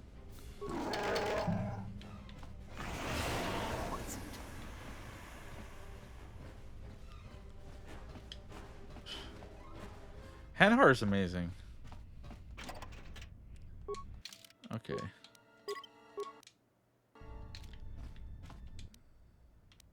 Attempt to enter the count. 0. Incorrect. That's all already? Are you serious? I'm glad I saved, but that was too quick.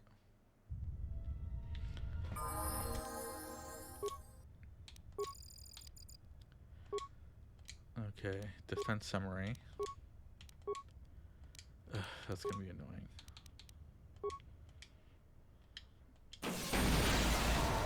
I don't understand why they let me do that there. There's somebody there.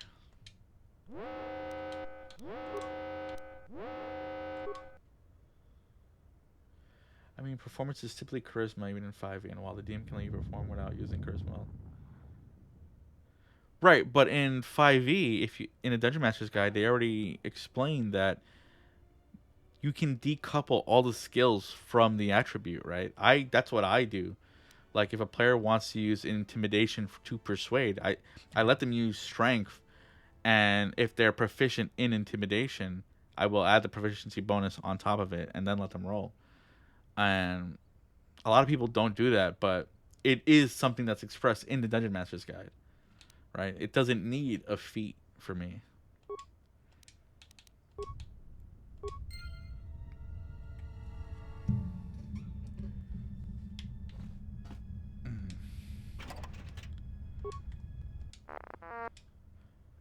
Access the memory.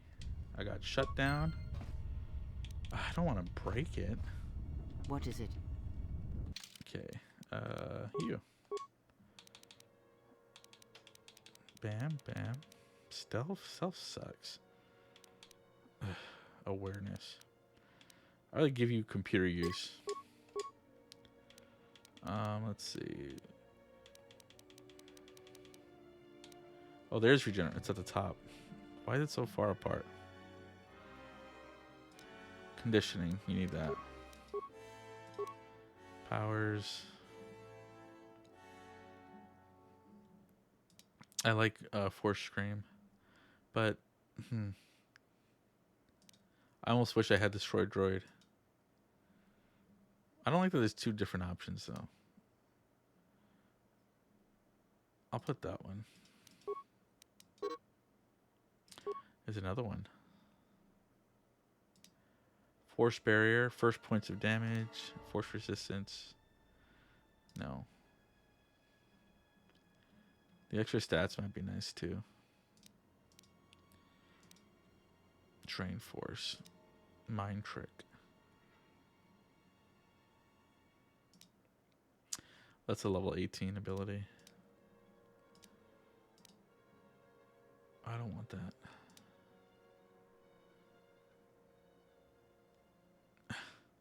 Maybe. Maybe it's nitpicking.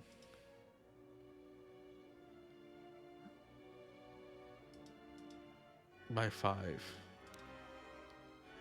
Granted +2. That could be nice too.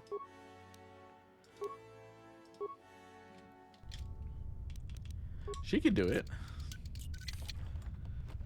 Okay.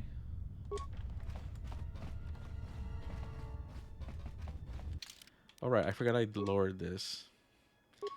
I'm gonna save so I don't forget.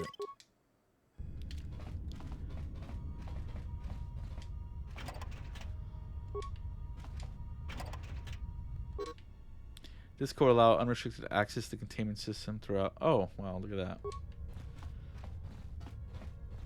Okay. What's in here?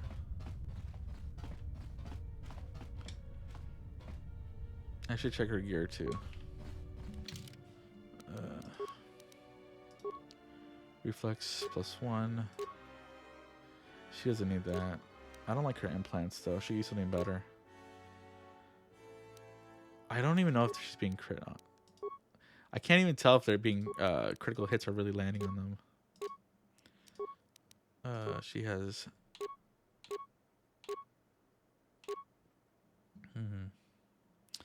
I like the dexterity. This is 1 wisdom, 1 defense bonus, 2 defense. That's much better for now. Vibro sword. Trandoshan sword. She can take that one. 242 to reflex. She has. What's her strength? 12. That's why I gave her fortitude for the saves. Because everything else is lower. Okay.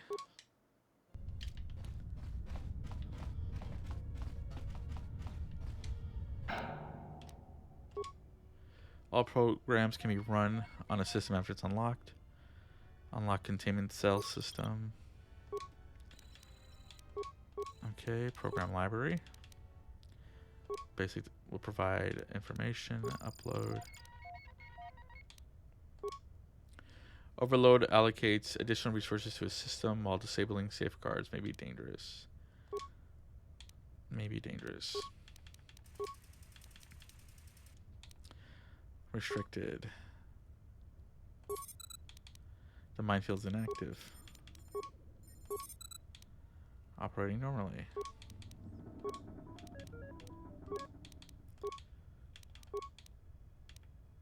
I can't run anything. Okay. Well, making headway finally.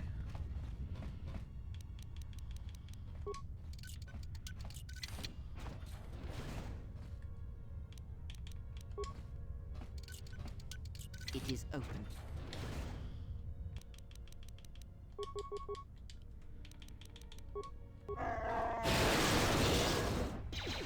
What is it?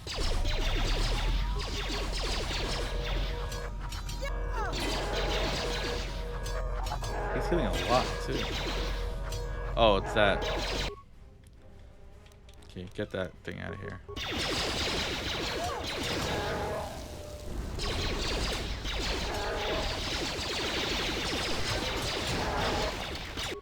One 1-0.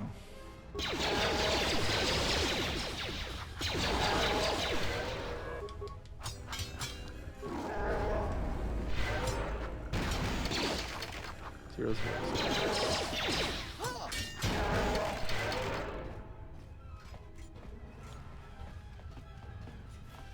I hear you.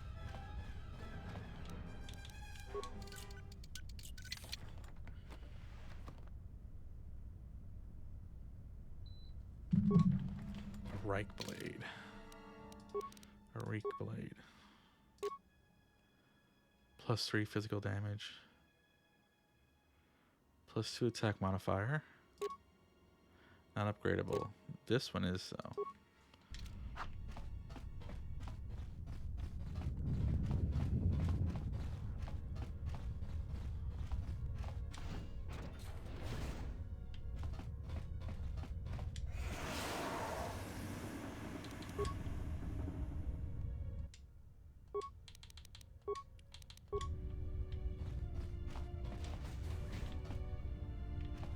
I don't want to go through there.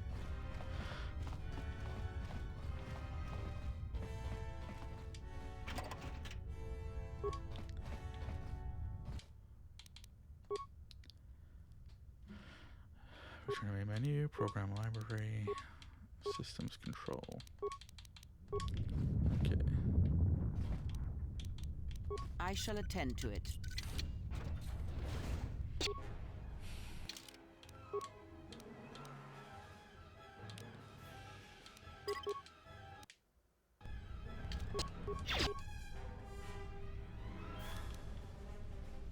You know what? Actually, go solo.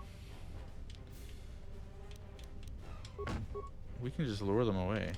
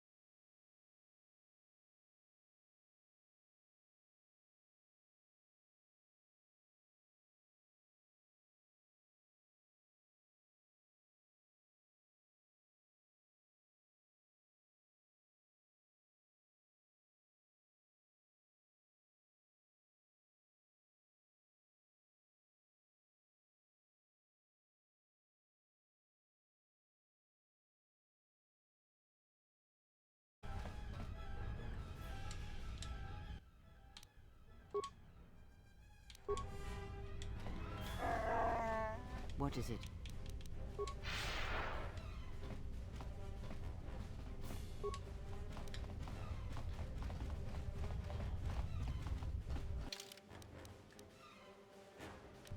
There's still so much more of the ship to see.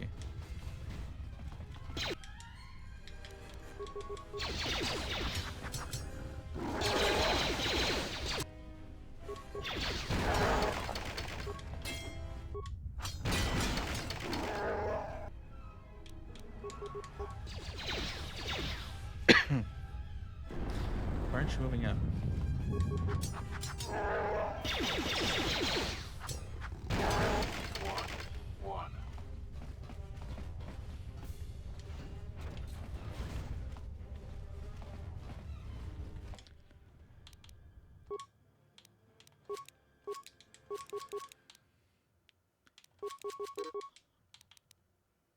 Maybe you break down items. I mean, everything here is just nice. I'll get rid of these.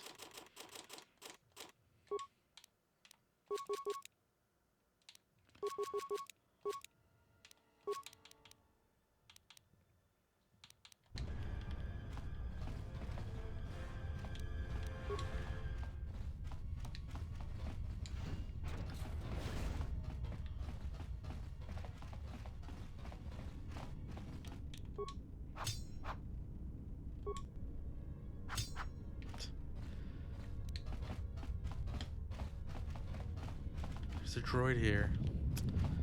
I wish I had Bayo now, but oh well.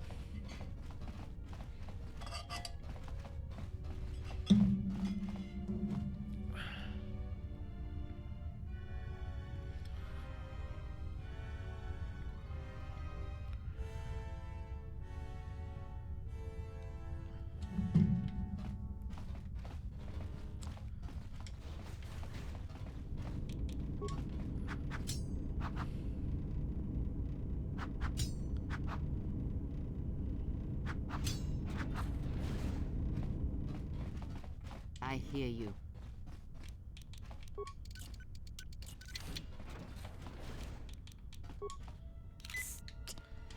Why do you do that?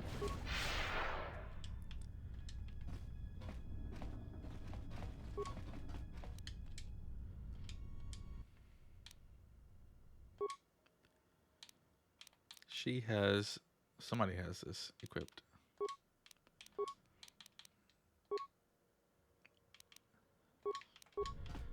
I'm gonna have to find out later now.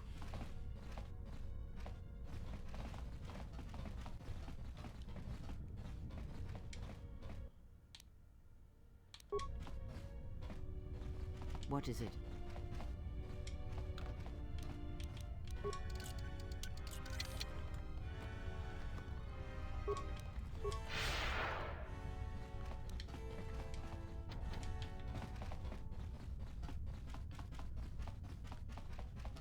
I think I need to do that, right? Find a way to dock. Let go of the Ebon Hawk.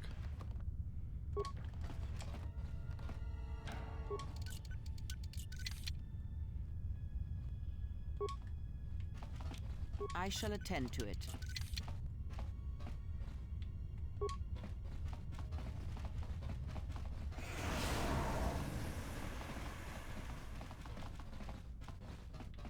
There's items here.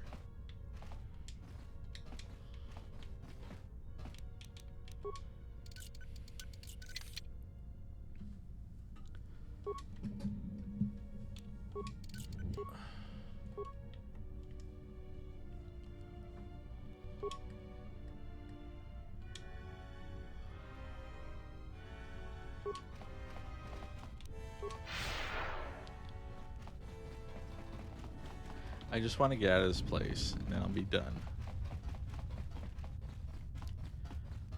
But it's so confusing.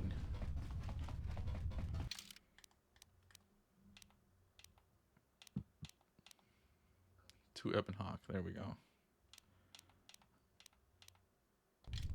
But I think I need to release my ship, don't I?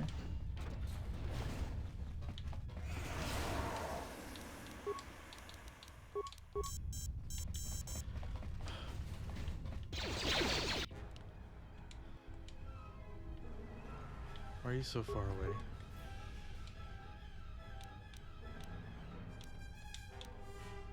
I...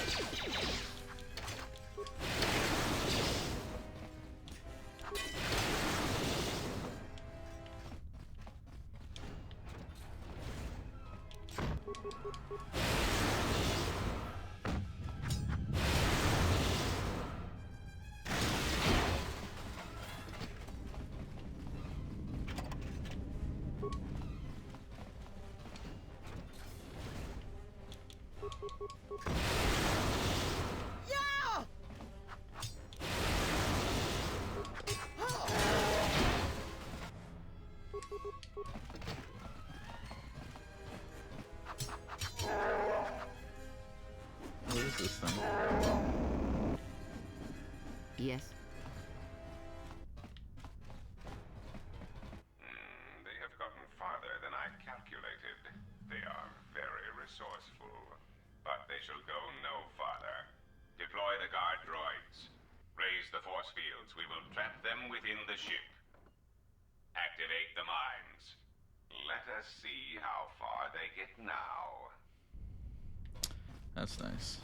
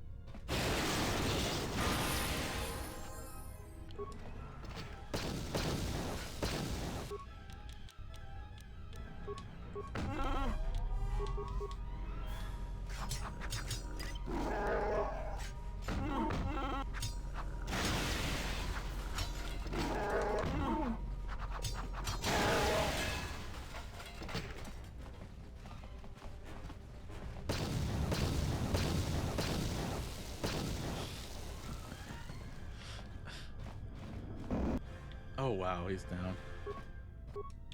No, he's not down.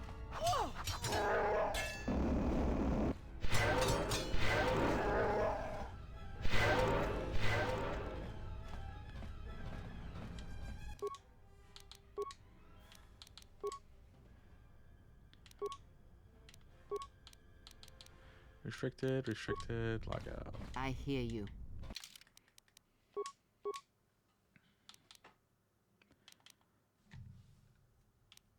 I'd rather have more strength. Persuade. He needs repair though.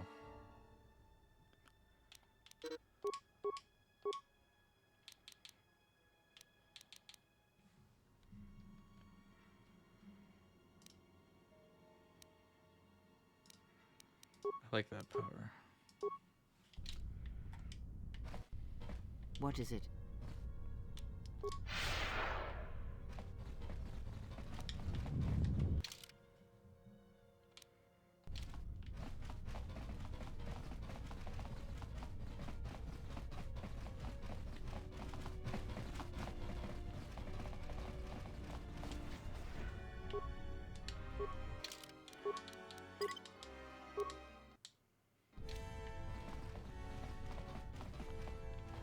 This looks to be a control center of some sort.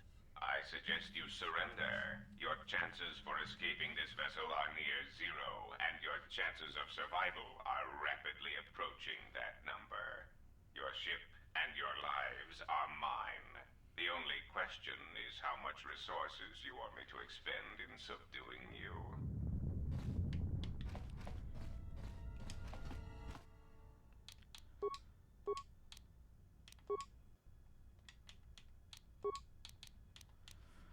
Basic diagnostics. that it though?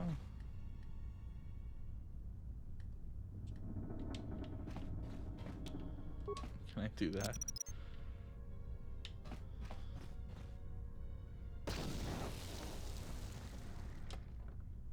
That worked?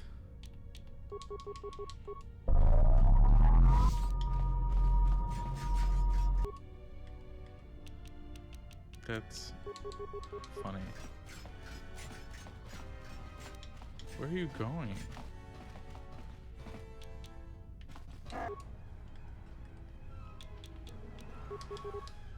What is it?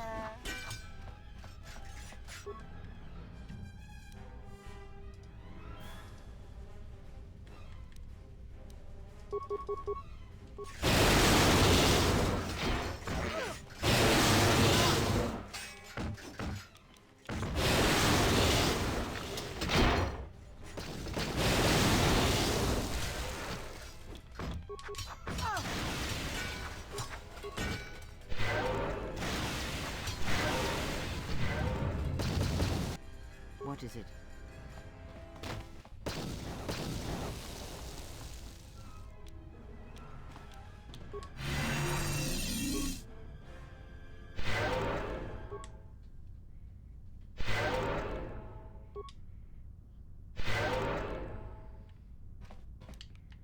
Oh, that was easy.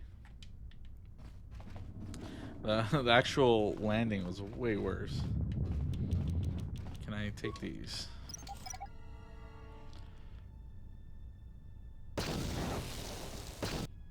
Yes.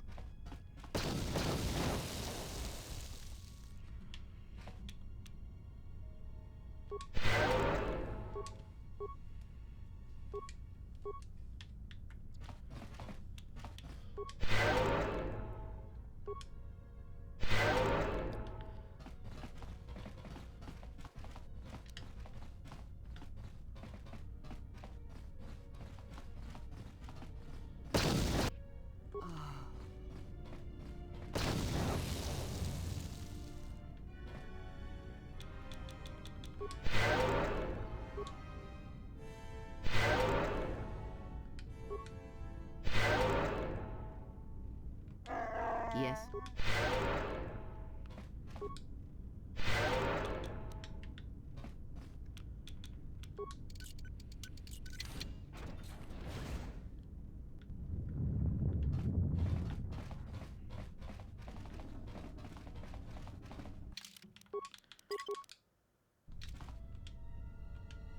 Got higher computer use. What is it? Her?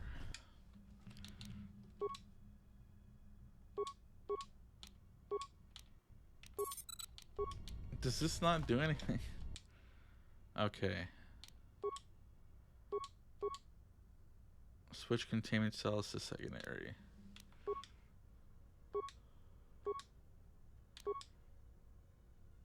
Supporting docking hatch seal.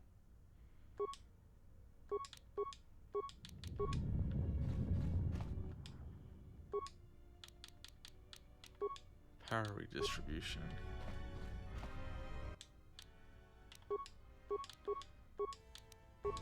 Doesn't seem like anything else.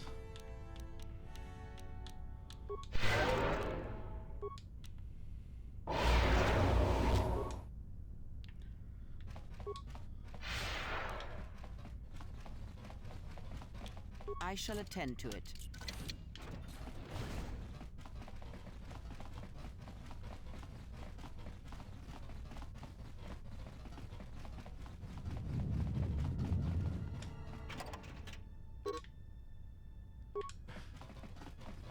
A little late for that.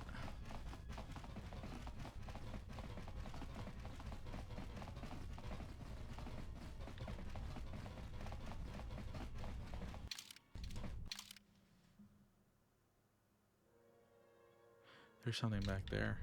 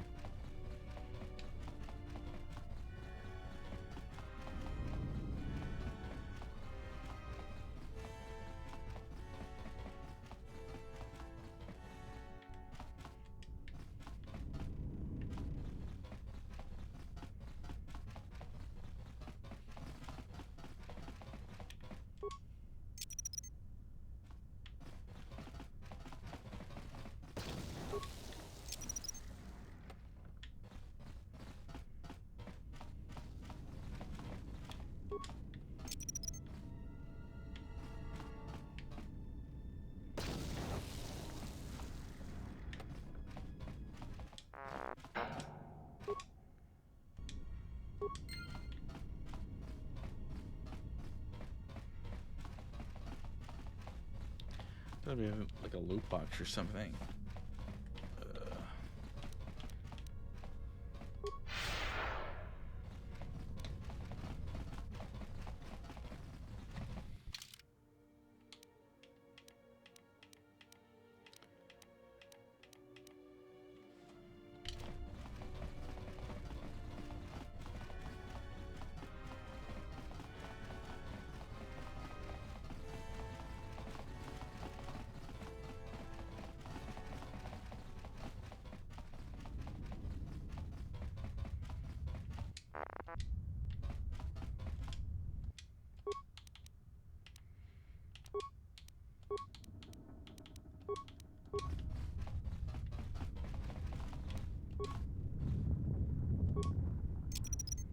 Is that really enough?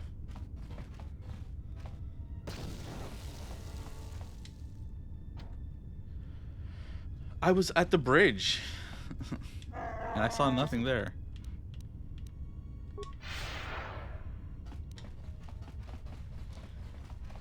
There's a lot of running around in these large capital ships that they have, or yachts or whatever. There's another one in the game too. It's like way more rooms too.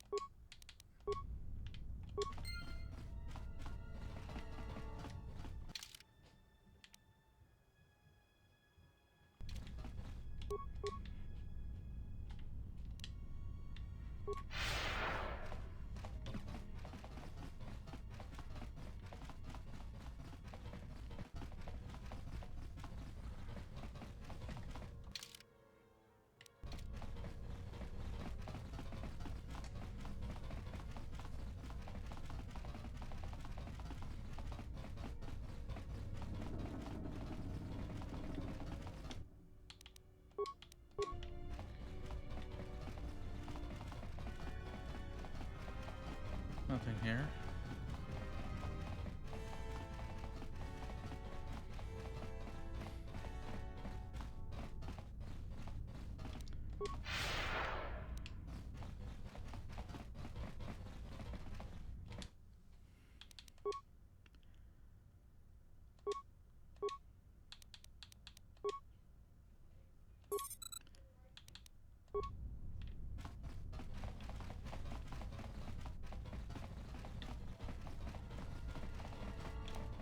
It'd be funny if the code's like right here. I cannot open this mechanism. I cannot open this mechanism.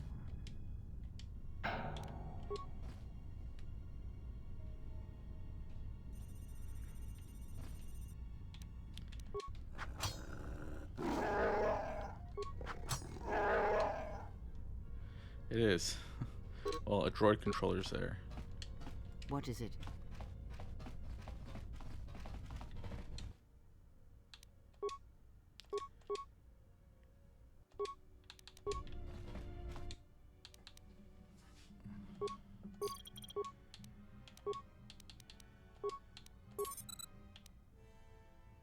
Oh, nice.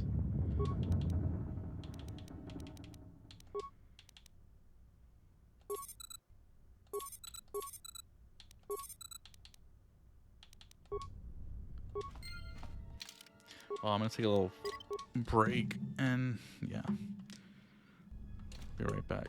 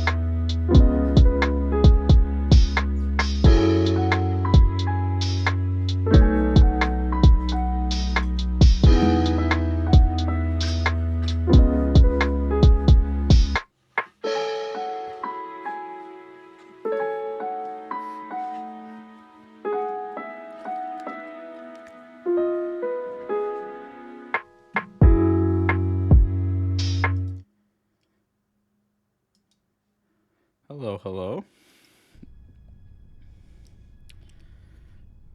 It's so gross out. Ugh. Anyway, I don't know what to do here. Ugh. Unlock restricted systems. Program library. Upload programs. Oh, okay.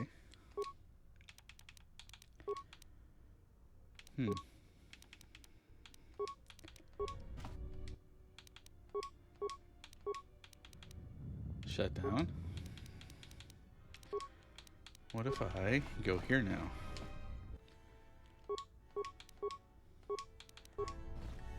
There's...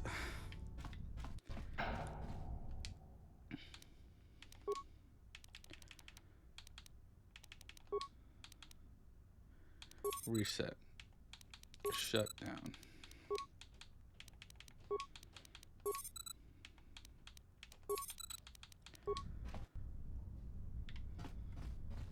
Apparently, I should be able to turn off the power or reroute it to the docking hatch seal, but I don't see a way to do that.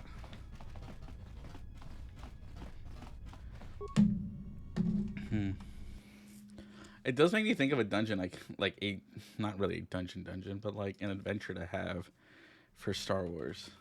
Go to ship, power distribution. Oh, is that what I need? The power distribution code? Are you serious? The room I found the exile in has the code for it. I just didn't even bother. Okay, well. It's really... Is that it? No. Audience chamber. All the way back there. You know what? Let's split up.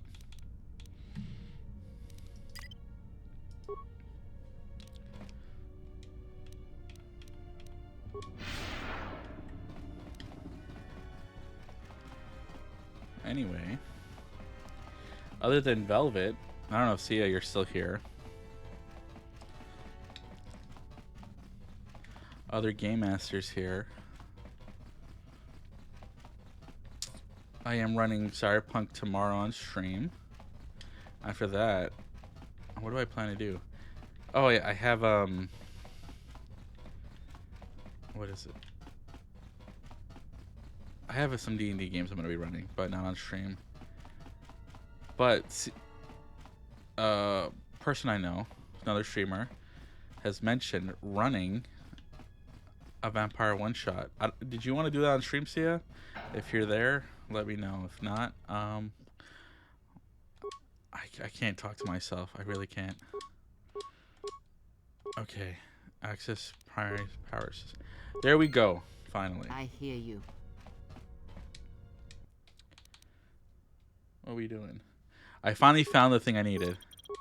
But someone's gonna teach me how to play Vampire the Masquerade. They're gonna like run a short campaign for me, and I really want to see what that's like.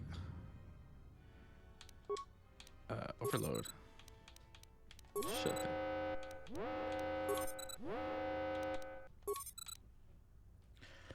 Cannot be disabled. Reset. But I'm really interested in how that plays. She which version does she play? I think I'm gonna be playing 5th edition Vampire. I still haven't read it. I have the thing, and I should try reading it a bit.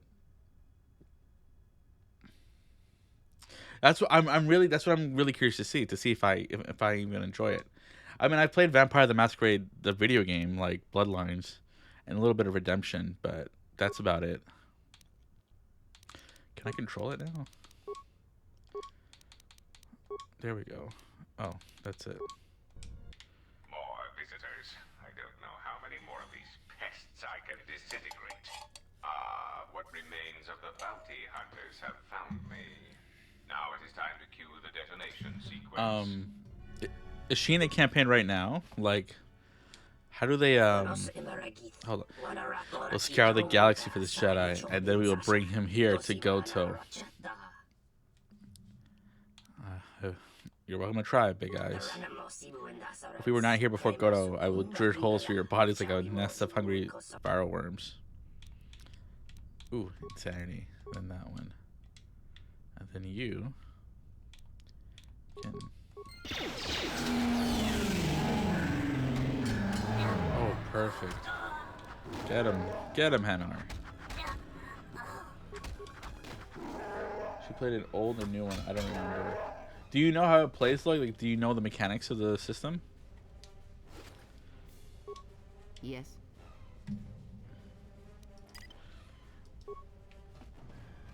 I don't know. I need like the little, what kind of vampire are you? So I got Ventrue, so that'll be instant. I'll try it. The only one I don't feel ready for is Malkavian. And I only know the ones from the video game. I don't really know anything about the other ones. I do not. Yeah. Neither do I. But I am interested. I think what I'm learning is, as I run more, I enjoy combat, but as like the very last option. And, you know, you can say a system does anything, right?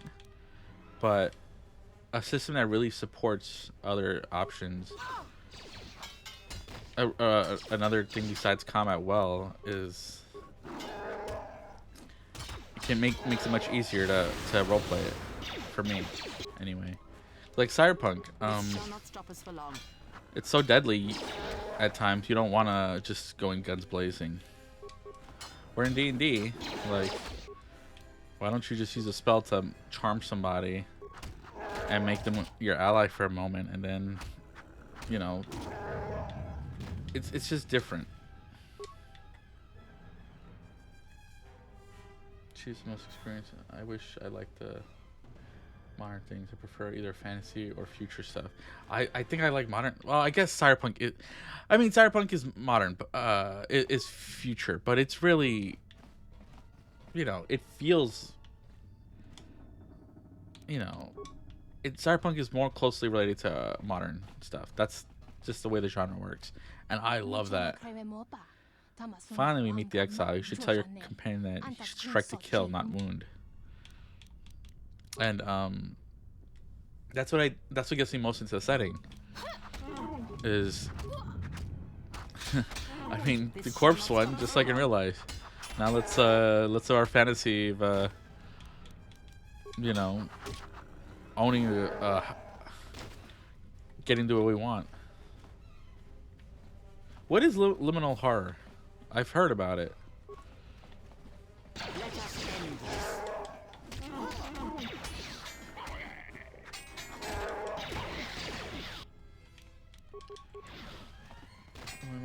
Because I like high fantasy. I don't think it's, and I enjoy D&D, but I think high fantasy in, like, say, Lord of the Rings, because that's super high fantasy, right? I would really like to try the One Ring RPG just to see if I really like it too. Because D&D is just like, it is a lot, right? Where is everybody?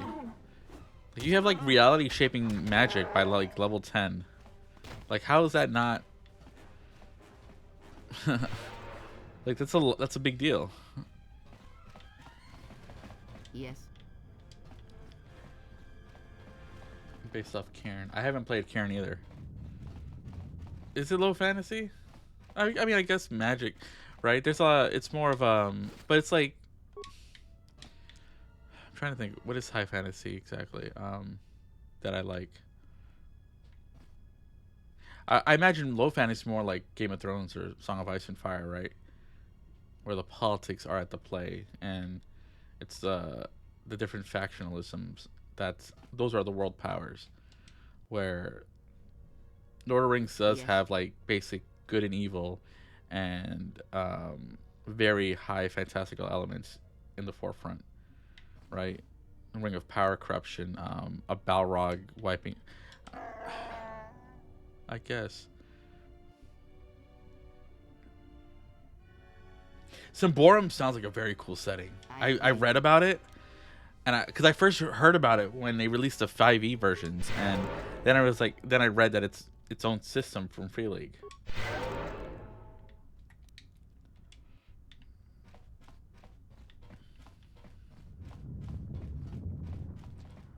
Also, not all is modern. I run my games in 1920. I feel like modern might be the wrong word to describe that, right?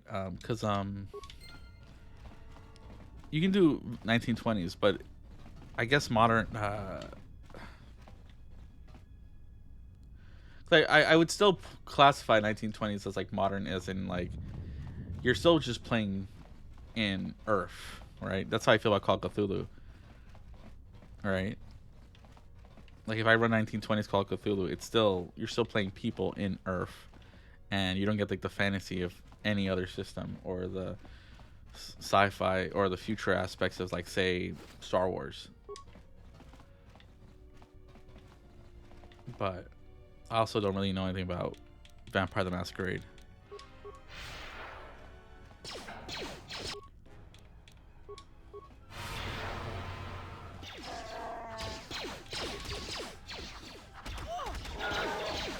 I didn't know it was classless too. How do you what's the power like? Like, what do you increase? Like, what are you improving to define your character? Is it like feats? Is it attributes? Is it still based off their engine? Where you throw those dice pools and you have like a bunch of you have to get 6s to succeed?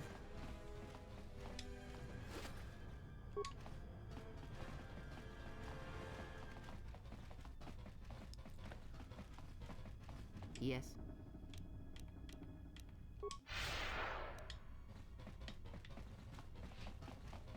It's feet and it's not. It has its own. Okay, I didn't know they had. Cause like I'm learning that they have multiple different like engines or whatever. There's a 0-0 engine.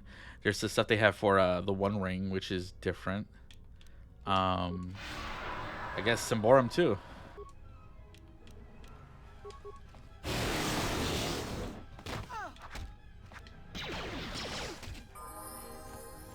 Nice. Free League is a studio I think that really I hear about them so much. Like I yesterday when I was before their X-Men thing, I was doing like some prep for D&D, and I had a stream on that was just Walking Dead from Free League, and it sounds really cool because then I started reading about it, and like you do deal with zombies, but obviously the thing about Walking Dead is not the zombies that are the issue or the people, whatever. So the way they handle zombies is you run into a zombie group and the players have to, you role play how you got away from it, but then you roll for like how badly you're hurt, right? It can range from you just lose some items to you have a penalty to like health or whatever, or some kind of check that lasts several hours, or to infection, right? Because like the danger of the zombie is like what it how it's affecting the group, and it seems cool and something I would love to get to run, because I don't really know any other zombie RPGs. There's Zombicide based on the board game, which I've read through and I hate it. It sounds like a board gamer's RPG, and that's not what I want. I like Gloomhaven as a game where I don't have to think about the story, right? Gloomhaven's a board game with a million little pieces to run, but you're not role playing through, you're just fighting. And now Gloomhaven has an RPG come out, tabletop RPG, and it just doesn't interest me because but ranged weapons, no. You are getting, what are you getting? You're getting Master Flurry. Now you're not affected by the penalty. There's also one called Red Lantern, I gotta Google it now. It's gonna bother me.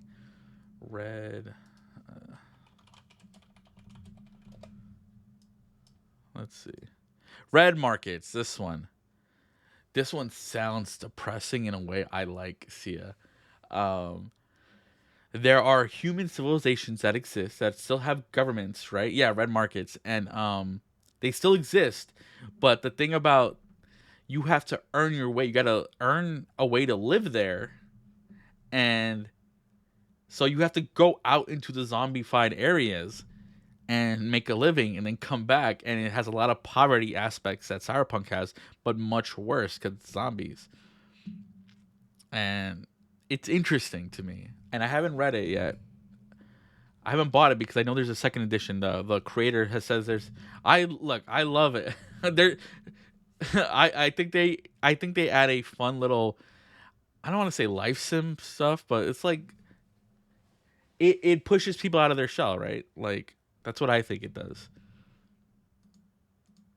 And yeah, and I listened to like a one episode thing, Velvet, about people playing red markets, and it sounds crazy too. Like it sounds really cool. Also, Delta Green's another one I've heard. And like the social bonds of Delta Green sound really cool. It's just I have Call of Cthulhu, so I have no like immediate interest. I have almost everything of Call of Cthulhu 7th edition physically, and so I just don't feel the need right now to explore Delta Green. But the social bond stuff sounds amazing. Like a really good way for people who aren't really, huge role players, because like you meet players who just want to do everything else but like really get into the role playing. That's fine. I think the social bond is a good way to do it, just like the way the life path for Cyberpunk is a good way to get a character in that you don't have to really develop the backstory if you don't want to, but still gives the GM a lot of tools. Yeah, exactly. It's I like a depressing setting, and I like people feeling powerless, but then it's overcoming that feeling of powerlessness that I really like.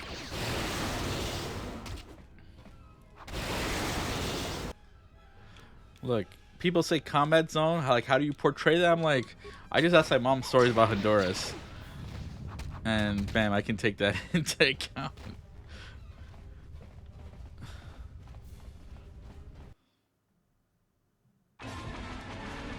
Finally, God, almost 3 hours.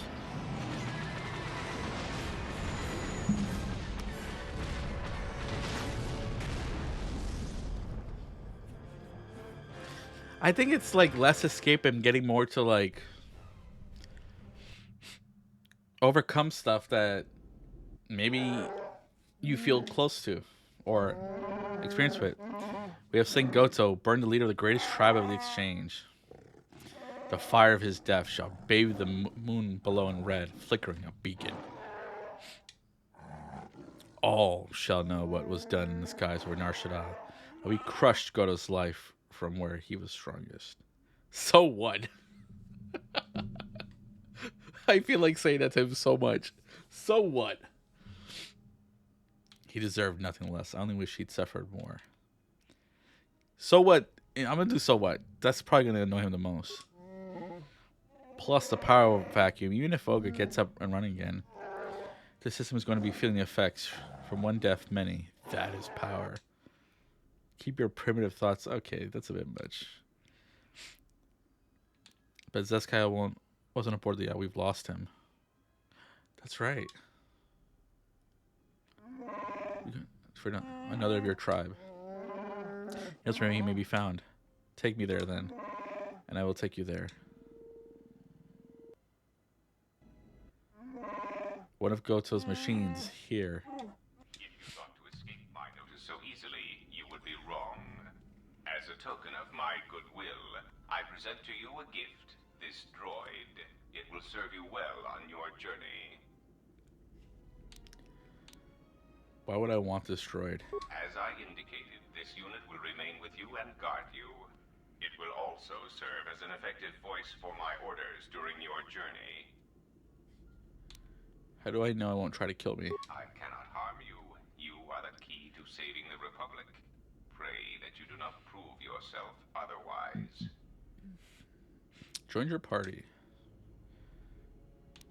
I don't want. Maybe I should shut it down. That would be unfortunate. I would nearly lose a droid, while you would lose your entire ship and a sizable chunk of whatever planet you were on when you tripped the failsafe detonator. Let's get to Nar Shaddaa. My GM logline is we are not the same. Eugene for nerds. So you have returned from exile. Your case, though I obsessive do not poverty. know why. For theater You were kids. always difficult to read.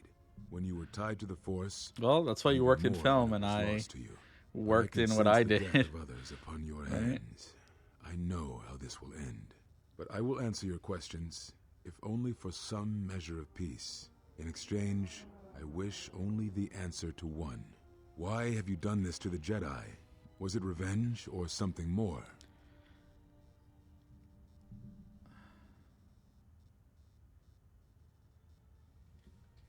I mean, technically a gene for you now.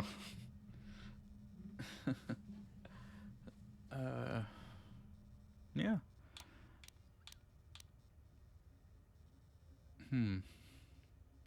I wasn't really that I didn't play out the poverty aspects of Cyberpunk for you though in that game.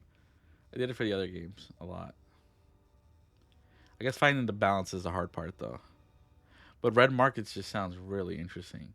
Because like, why would anyone want to go out and deal with zombies if they can just stay home, right?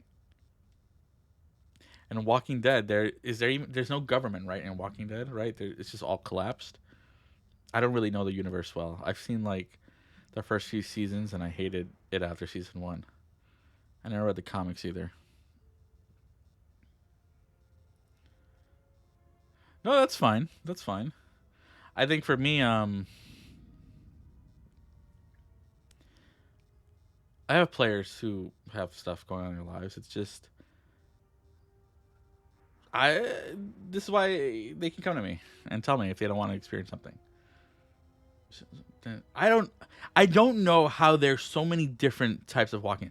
There's Walking Dead, Fear the Walking Dead. Now there's a Walking Dead submarine show, which makes no sense to me. Wouldn't they just die in a week at most?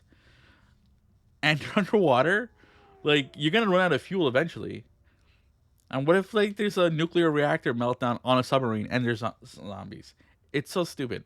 Then there's like Walking Dead Michonne. I don't know how to say it. Like these characters have their own shows. Yeah, that's insane. I don't know how that's carrying AMC. Are there even enough people watching it? There has to be, I'm guessing. Do you think I'm the one killing the Jedi? But you are.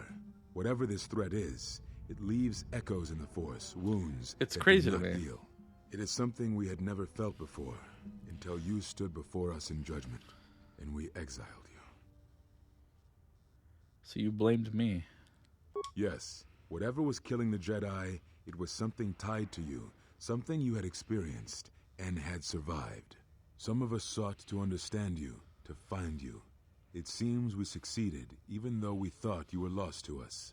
Now, as we hoped, you have returned, and you know nothing that could help us. Such irony. I had other questions. What I can tell you, I will. People love their franchise, but I haven't met anyone who's still... I don't know anyone who watches it. Like, when it came... I think it was in high school when it first came out. And everybody was watching it. And I had friends who stuck with it. And I remember I once got asked to leave from Comic-Con, like, the panel. Because I just kept laughing so hard at how unserious I took everything people were saying. And, like, I guess the Walking Dead fangirls were in front of me were just really annoyed that I just was laughing at everything. So they told like security, like, you have to either, keep it down or ask you to leave. I'm like, everyone's cheering. And I was like, I'm leaving. Like, it was so stupid. Like, it's Comic-Con. Yeah, Grayson. Yeah, apparently I just read today too that these old like serialized shows are the ones that draw, like Friends, Seinfeld, even it's Always Sunny is one of the newer ones, right? That those they do much better now than any other modern like Netflix sitcom. I mean, streaming sitcom or anything. Like people just don't care. And I don't know I don't really understand the difference, honestly. I mean, I guess they're just made very differently, right? But I couldn't say what it is. Here's the thing. She is teaching me.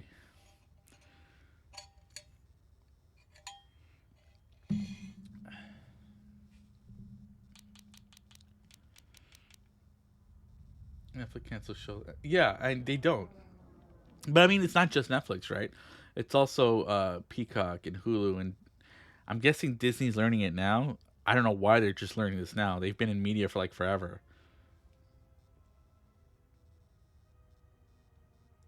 Which people want.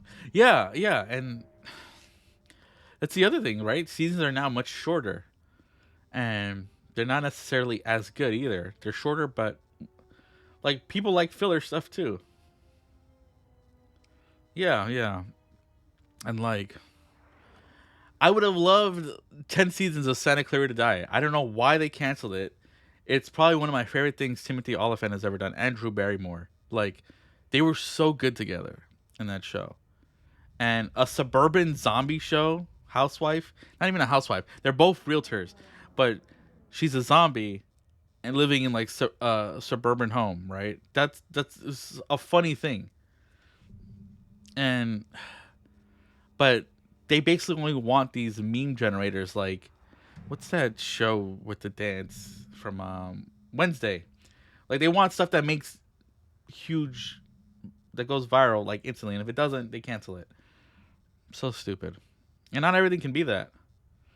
They don't want these slowly becoming bigger. Breaking Bad didn't really get popular till what, season 4, and now it's like one of the most well-regarded shows ever made. And I remember no one watched the first season, would not catch a lot of people, right? And it was until season 4 they got really huge. Yeah, they don't care about retention, and that's stupid. I don't understand business though. That's why me and you aren't. Me and you aren't MBAs. They have scattered, but there is purpose in their movements. It is both to hunt and draw out our enemies. Somehow, we, are being targeted through the Force, and when Jedi gather, we are vulnerable. So we have chosen places where it is difficult to sense others through the Force, whether on planets dense with life or touched by war. In such places, we may conceal ourselves, gather information without presenting ourselves as targets. It was part of Kavar's plan. Plan? Yes, he felt if our enemy cannot detect us, then perhaps they would believe themselves victorious and show themselves. And we knew that the war would be lost if we continued to act as we had. I do not know where they wander now. There are few of us, though. Too few. And I have not heard from them in some time. Atris on Telos. Atris? But I had thought she had gone to Qatar with the others. You sound surprised. Yes, she holds the last of the Jedi teachings. It is good she survived. I had other questions. Very well. What happened to them? It is a long story, but there is no harm in you knowing. And someone should know. Only a handful of us remained after the Jedi Civil War, barely 100 in number. Then, even that 100 began to vanish, in places where the Force seemed blind. The only pattern we determined is that when Jedi gathered, they were seen no more. At the last Jedi conclave on the Miraluka world of Qatar, the entire planet was wiped out, an entire race destroyed, because the Jedi chose to gather there. It was only then that we realized we were facing something far more powerful than we knew how to fight. Is that why you hid? We could not allow the fact that when we gathered, we placed everything around us at risk. A Jedi's life is sacrifice, but we cannot allow our presence or actions to endanger others. And we cannot fight an enemy that will not reveal itself. But any Jedi, anyone who is strong in the Force, who attempted to track down such a threat, vanished without a trace. But that makes no sense. It does, but you must step back to see it. Whatever this threat was, it was targeting us and everything around us. Yet it was somehow weak enough that it was afraid to confront us openly. If it believed us defeated, then perhaps it would finally show itself. It was a faint hope, but it was the best we had. It was Kavar's plan.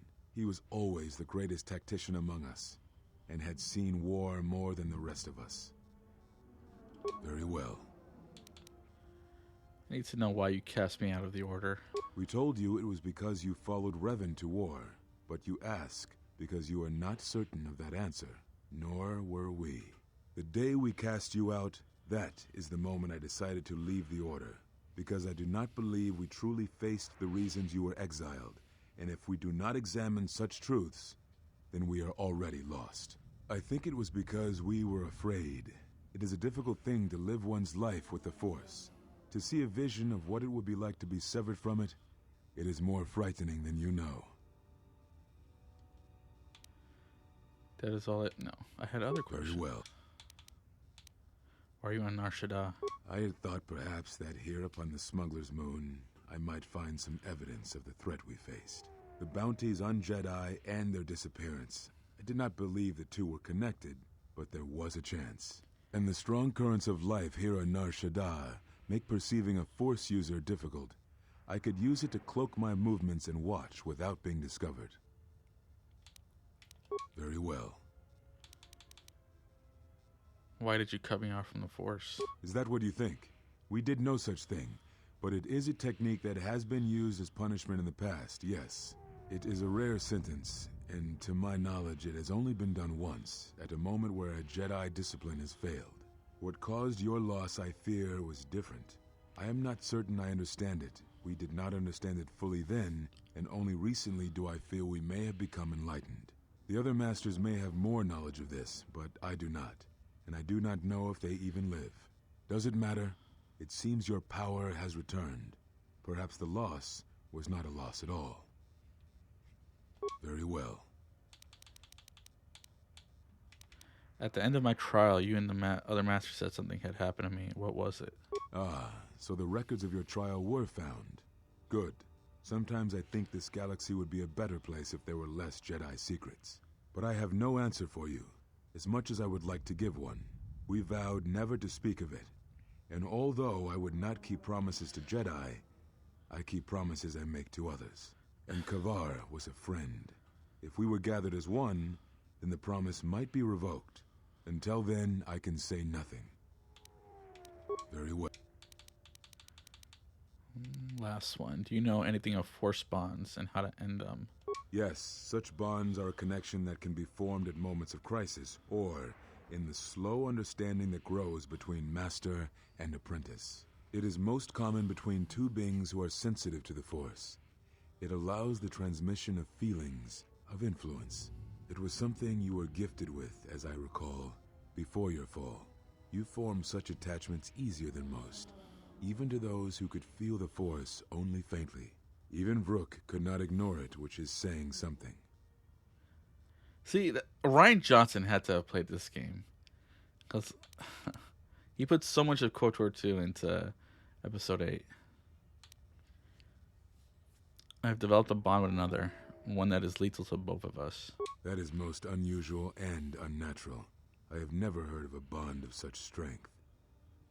How would I end it? There were a few within the Order who knew more than I did of such bonds, but their students were few, lost in the Mandalorian Wars. I'm sure he must have read some lore, because he knew a lot of extended universe stuff. And with certain teachers, before she left the Order and went to war. Revan studied such a bond deeply. I do not know. A bond between two living beings is not something easily broken. It is not a choice. It is like breaking a feeling, like turning away from the Force. To break a bond, your feelings would have to change, or one of you would have to die. But even then, the bond wouldn't go away. It would simply be empty, a wound. Let me see if I can show you. Let's see.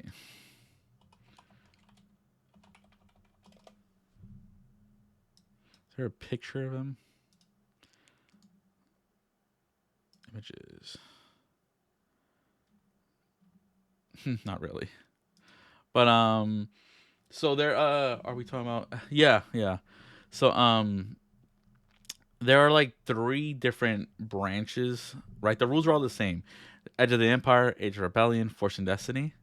And the careers, the classes are called careers, and each of those careers have multiple subclasses. They call them specializations, but it's not like 1 or 2 like in D&D, right? It's like a lot in the books. And so the ones in Edge of the Empire, those are more like scoundrel, smuggler inspired. They have the bounty hunter, the colonist, explorer. If you want it to be like someone who can talk well, you'd probably want to be like a diplomat, and then you could be, let's see, you could be a propagandist, right? You can help, like, you're really good at influencing other opinions, or an ambassador, right? Like, you're good at more like, how do I put it?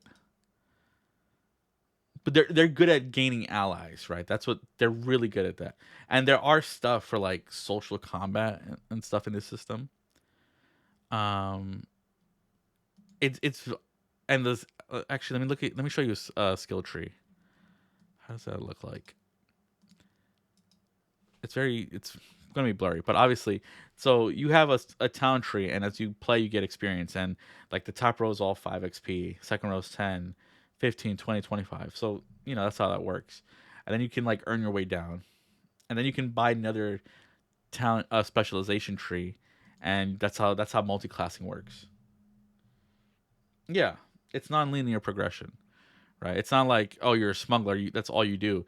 You would have to be a smuggler in here. You would be what would you be? You would be, I think there is a smuggler, but even in the smuggler, you can be a smuggler who's a pilot. You can be a smuggler who's a scoundrel, thief, gambler, gunslinger, or charmer. I'll probably do Edge of the Empire, honestly. That's usually what I start with. They have this starter set. I love to run it. Edge of the Empire. beginner game. I've actually never played this with 4 players. Never. Someday I'd like to, but I have this, and it's such a great starter adventure, and it leaves so much open room for the players to like expand if they want to. And this can be done in one session, but they've also released like a free sequel adventure, and that can make it to a good 3, maybe 4 sessions long in total. And I think that's like a very good way to learn it without being intimidating, right? And it's enough of a focus where I can let you make your stuff, but you wouldn't have to worry about Jedi and stuff like that.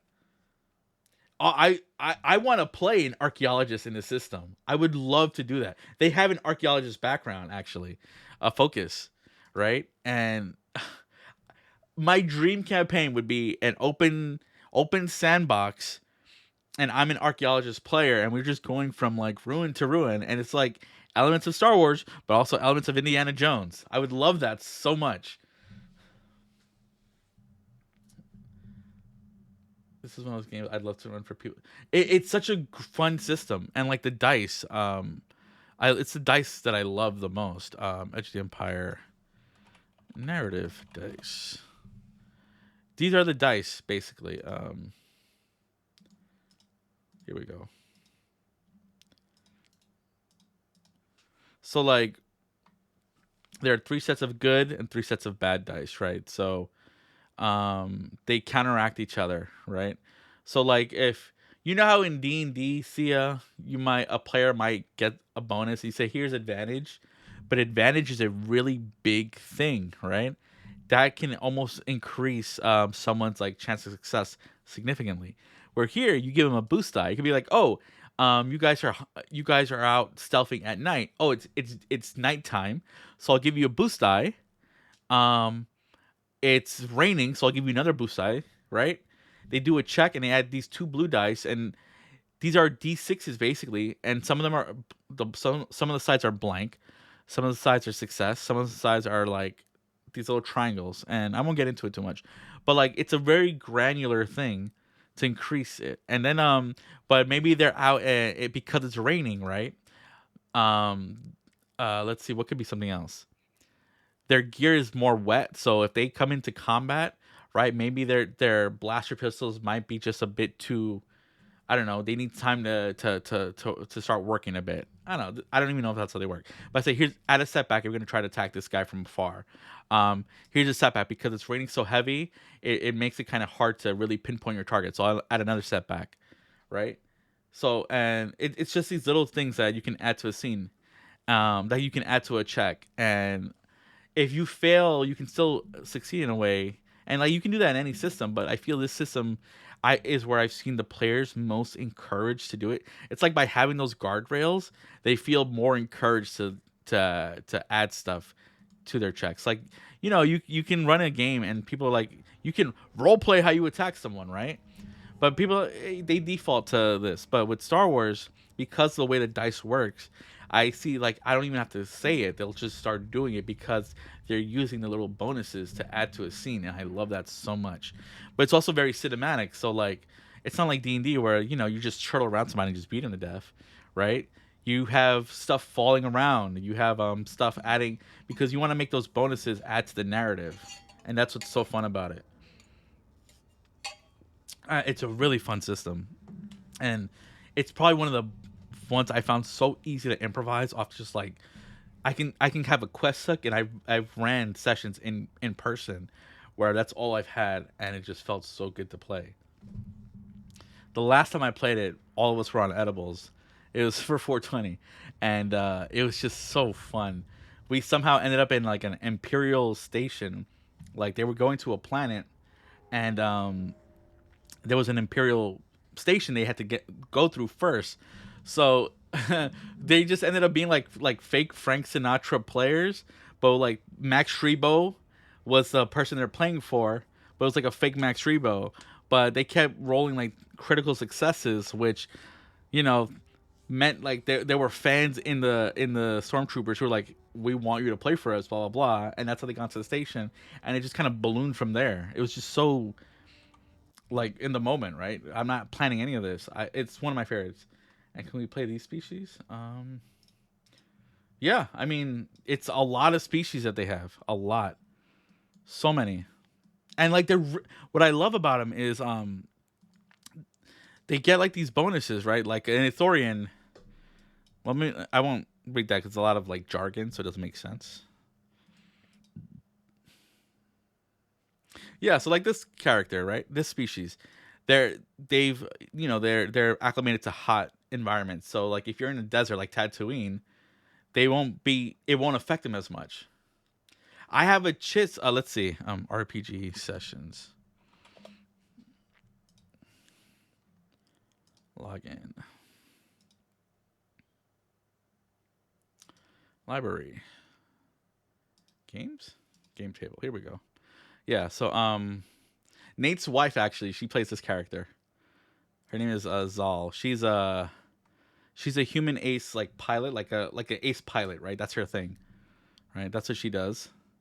And she either has all her skills into like piloting and all her other skills are into like charming people. Who's this one? Nog. He's a spy. Oh yeah, he's a spy, but he works at this dock, right, to like try and recruit people to his cause. Like, down with capitalism. Let's fight the Imperials. Let's make a union and stuff. That's what he does. Naj, what does he do? Oh, he's a space trucker. Yeah, that's Nate's character right there. And here's we call him Christopher. He's also a spy, a Chist spy, but his like goal is to find his brother who ran off with a band, which is like the worst possible thing, right? You're not helping ascend the Chist ascendancy, so he has to bring him back. Yeah, and oh man, I love this game so much, and it's very simple, right? You don't even have to worry about your damage, right? So like if you make an attack roll and you hit, everything has set damage, right? So a blaster pistol always does 6. But your dice can add more, so that 6 can become a 9 or a 12 or whatever. But it does a minimum of 6. So like even you never roll bad damage too. Like if a D&D crit where you can roll just like 2d6 and both of them are 1s, that's just not satisfying. So like it's a fun way to make combat faster and not like feel like you rolled badly. Can you imagine you guys will make me love Star? I would love to do that. I love this system so much. Or I don't know what Eloman. Do you know who Sam Witwer is, Sia? He's the voice of Darth Maul. Yeah, he ran the beginner adventure I showed you. He ran it for the cast of Star Wars Rebels, and none of them have ever played an RPG, a tabletop RPG. So it was really fun because there was he loved. I've been to his stream and I've talked to him about it. Like he's the one who like he's explained space combat to me in a way that's much easier to run. He's the one who told me about Old School Essentials actually. Right? Like he's really cool to talk to when he's streaming because he loves to talk about RPGs. His whole TTRPG room is like it looks like what we would have. Like it's wood paneling. It's like his grandma's house, and he has a bunch of books, and he loves to talk about it. I'd have to see who'd be up for it. I know Nate would love it. He loves that system, and I really want Rachel to play it because she's never got the chance to play it. And yeah, I would have you gladly. And Mula is already down. I've asked her would she because she loves Star Wars. So yeah, like I really. It's such a fun system. It's such a fun system. You would cosplay? Who would... Oh, man. I love it so much, though. And I wish there was, like, an Old Republic setting. Oh, yeah. They also have, like, a few settings books. Let me see.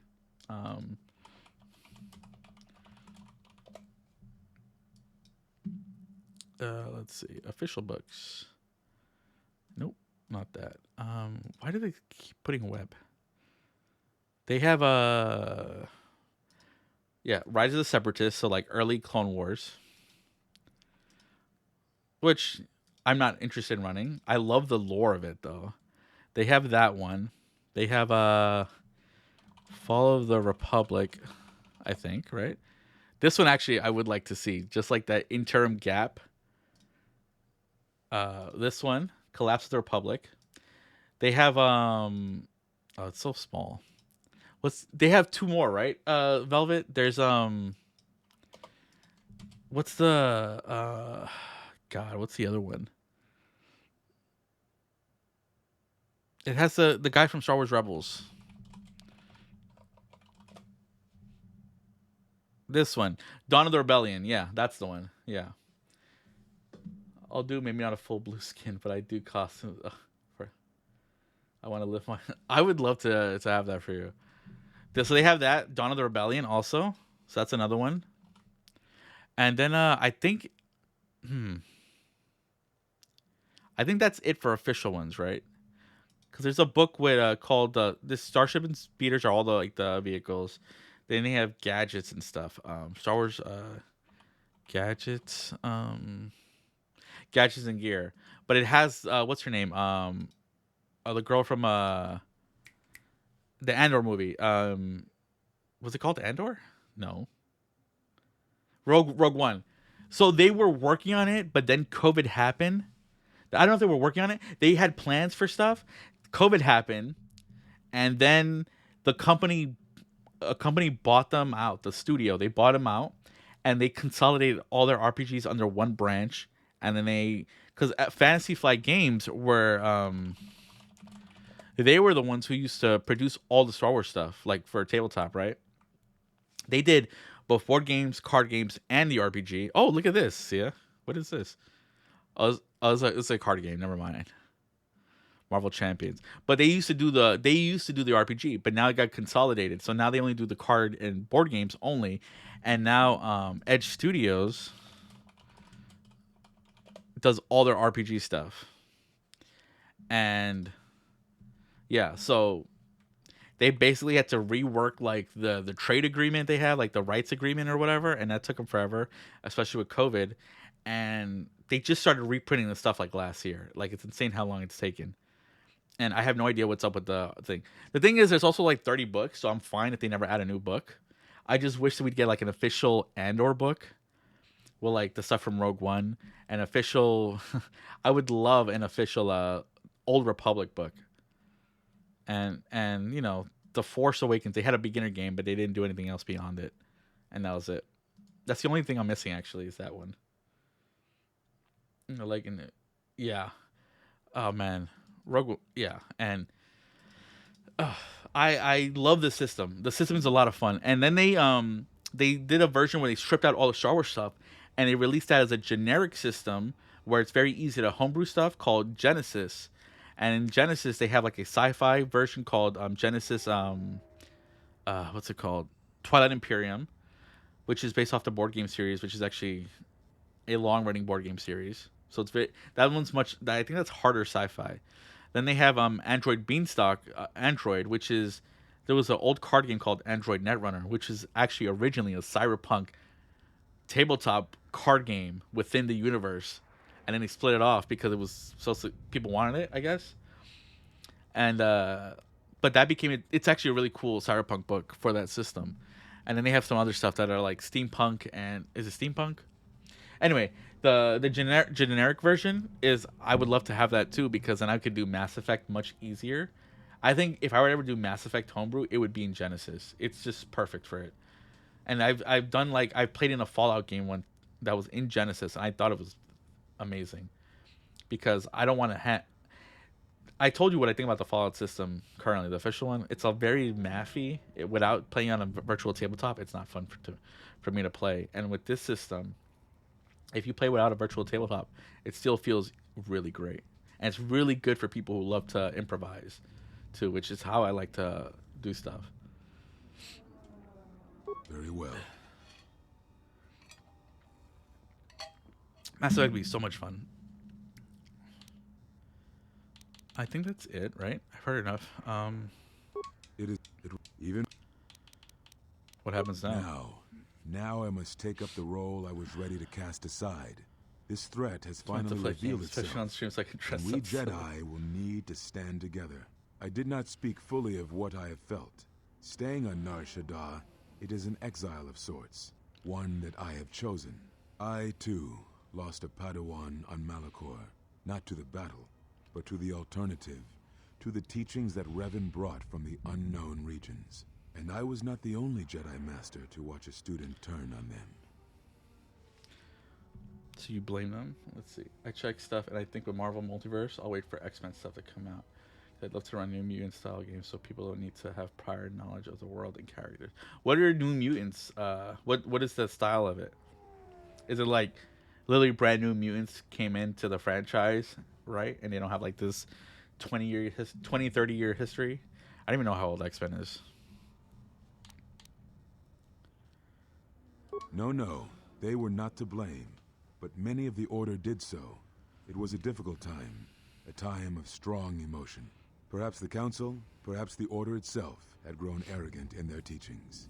It is easy to cast blame, but it is perhaps time the Order accepted responsibility for their teachings and their arrogance, and come to recognize that you see, perhaps all we this were stuff flawed. is in episode Not 8. once did I hear one of the Council claim responsibility for I know he Revan, played this game. for Exar Kun, for Ulik, for Malak, or for you. Yet, you were the only one who came back from the wars to face our judgment. And rather than attempting to understand why you did what you did, we punished you instead. Our one chance to see where we had gone wrong, and we cast it aside. And now, that decision has come back to us and may carry with it our destruction. Perhaps there is something wrong in us, in our teachings, and though I tried, I could not cause that thought to leave me, so I left the Council. And I was not the only one. That is why many scattered, and why many in the Republic do not trust us, and why we do not trust ourselves. Make no mistake, I am no Jedi. This is the end, you see. After this, there will be nothing, and I think it will be for the best. Do you wish to do battle now? I have nothing more to say. Yeah, it's a comic book line about teenager characters recently getting into powers and going through stuff on their own. What do you mean on their own? Like, without, like, Charles Xavier? Because that'd be really interesting. There's been many lineups, so it can easily do either some existing characters or brand new, which I think would be interesting. If it's like, yeah, that's cool. That'd be, yeah. I feel like just trying to exist for your powers, I'm imagining there's people who just are really trying to hide it, right? That's how long is that comic series? How old is it? There have been many successes. Let us end this. And it will serve as a lesson. People perhaps weaken them your doubts.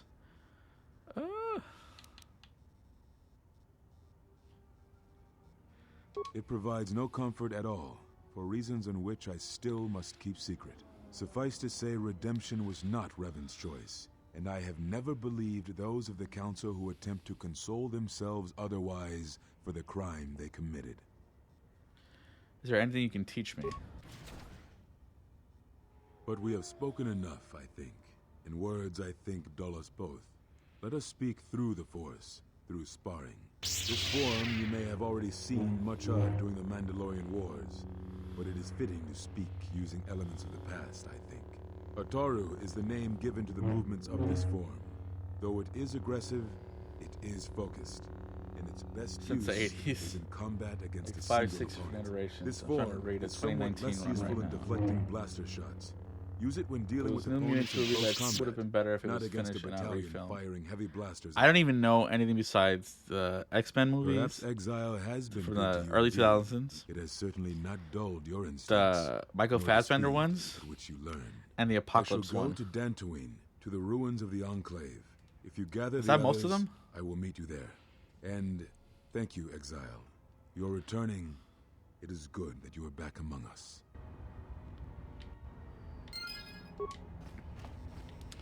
Okay, I'm gonna get to my ship, and I will end there.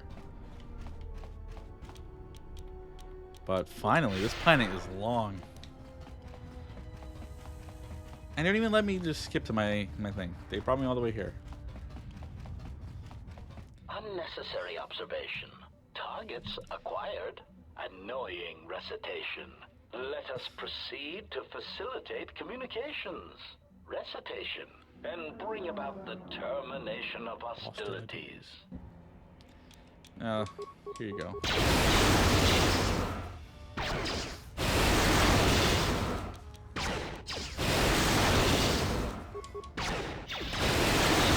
Failing, Master. He needs the energy shield.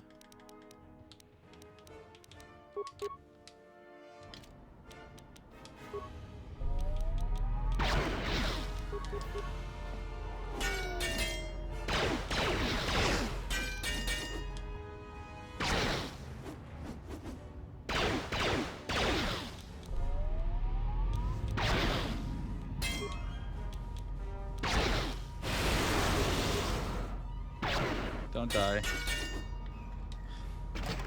They needed that one last bit, didn't they? There were New Mutants movies with Macy Williams and Anya. What was that? That was the New Mutants one?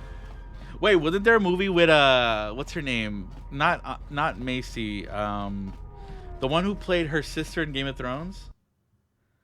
That was horrible. Wasn't she like Phoenix or something? Special Means Silent was supposed to be a full-on. That sounds cool. And they just what? They didn't commit to it. There's more people here.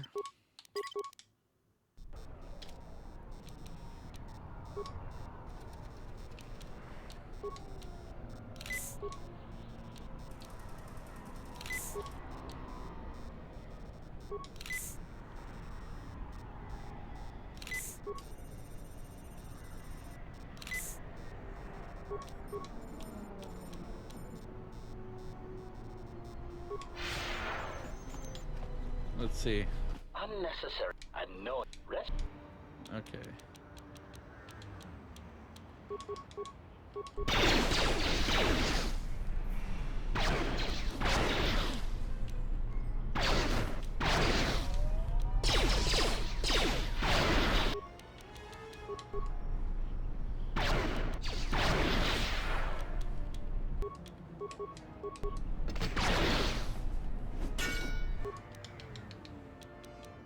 I have no shield.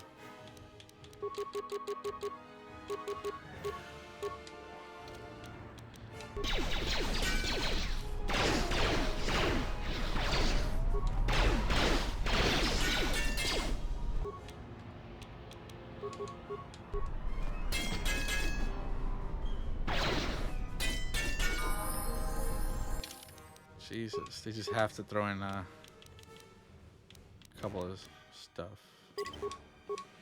Feats, okay. They have master conditioning. Force jump. Regenerate force points. I kind of want it. Yeah. And I want that one. No, that was the X-Men movie where she played Jean Grey and it sucked. It was the same issue like Star Wars. They made new movies, the first class, do stuff differently, but why would they do that? Just do the same movie best. Yeah, I don't... Yeah. It's crazy to me. It took them... Disney Plus, like the onslaught of shows. It took them, what, 4 failures or whatever?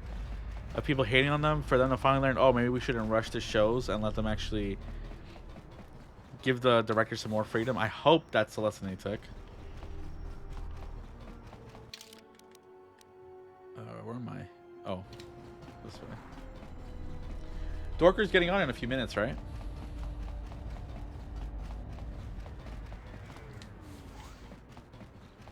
We can do 5 hours.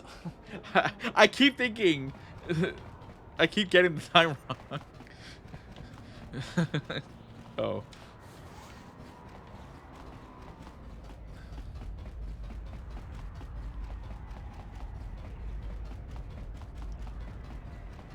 Alright, then I'm in no rush. I want to finish this dialogue, though, and I'll pick a new planet and land there.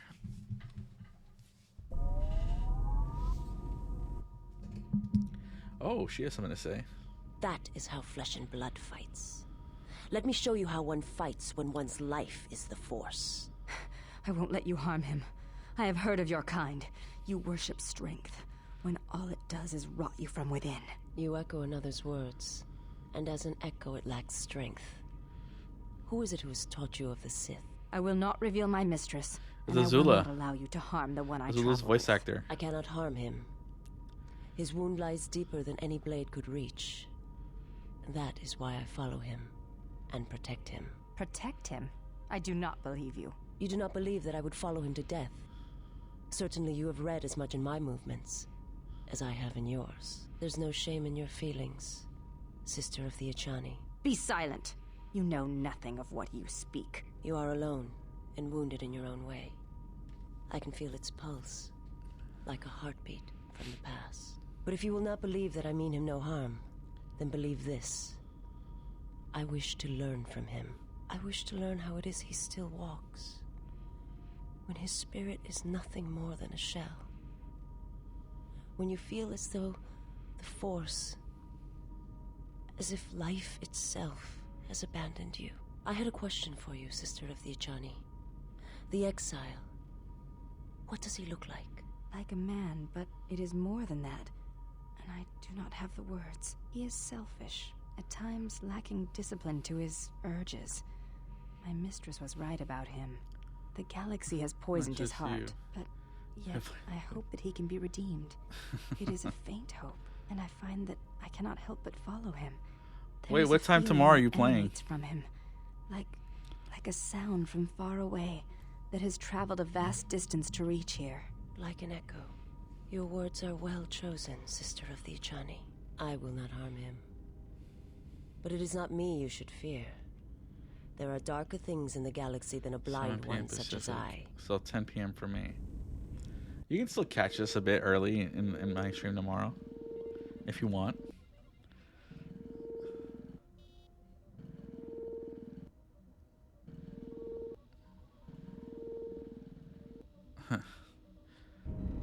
I'll try. It might be helpful if I made some changes to my remote's maintenance laser to do spot repairs. That would be a welcome improvement. My combat effectiveness could be better sustained, providing an advantageous arrangement. And my miniature counterpart would finally be able to pull his weight in a fight. Don't worry, G0-TO's just shows that you've got all the circuitry packed in such a small shell. Alright then. I'll work on it when we get back to the Hawk. I like that they interact without... You should be able to do some quick fixes. You won't be able to perform serious repairs, but you should be able to patch up any broken droids. Yep. You know, I think it's time I gave your cutting laser a little boost. It works fine for repairs, but we could use your help in a firefight. Don't worry about it. We'll make sure they keep you out of their scopes. Hey, it's something for G0-TO to be jealous of, right? Think of it this way. You can keep G0-TO in line with it. It's like a little bird. Iridonian, if I might have a moment. What is it, G0-TO? I have spent some time in the presence of your remote, and the upgrades you have performed on him are quite adequate. I am impressed with your work, though less so with your remote itself. What's wrong with my remote? I find his use of resources, energy spent on frivolous things, to be an unsightly waste. But it is obvious you have some skill, however slight, in the upgrading of machines. I want you to provide me with similar upgrades. I should be able to do something. I will see what I can do next time I have a free moment. Is there more? There we go.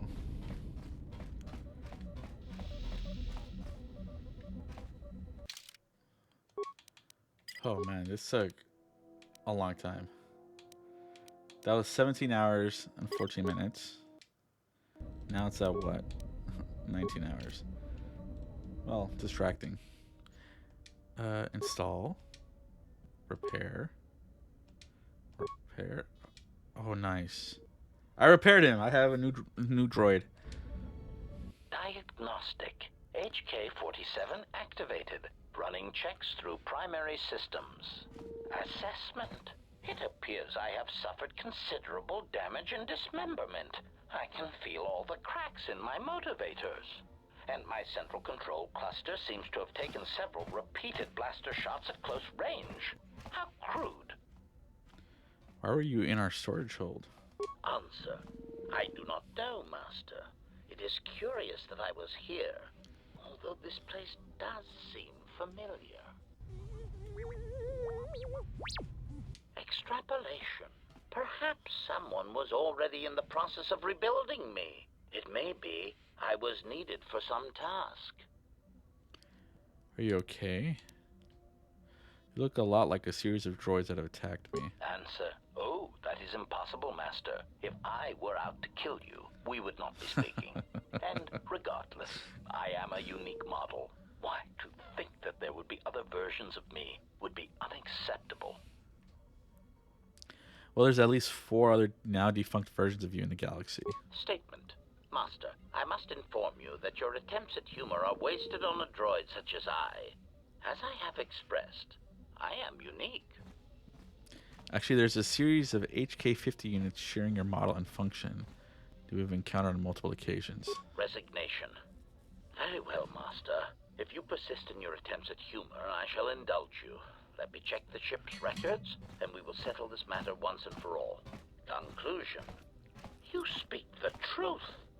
This discovery is also causing me some degree of anger and humiliation.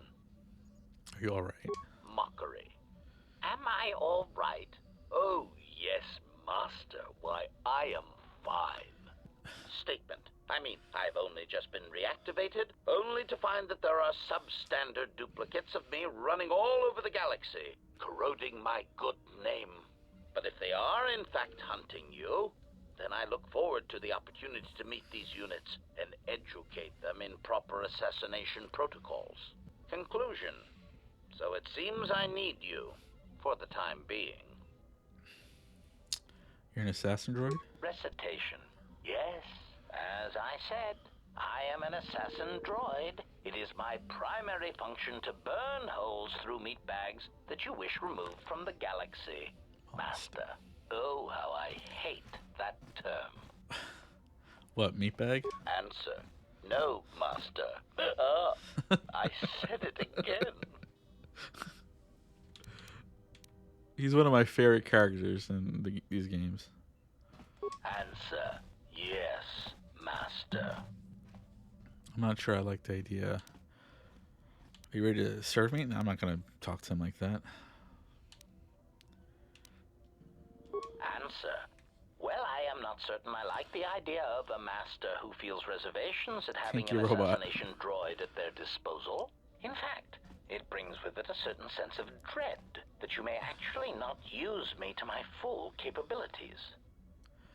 You know who he would get along with is the woman who was Dum Dum's lover in No Coincidence. He would get along with her.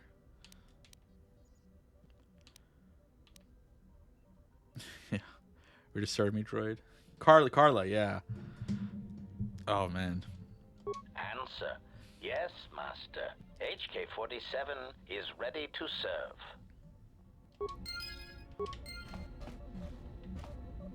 HK-47. Query.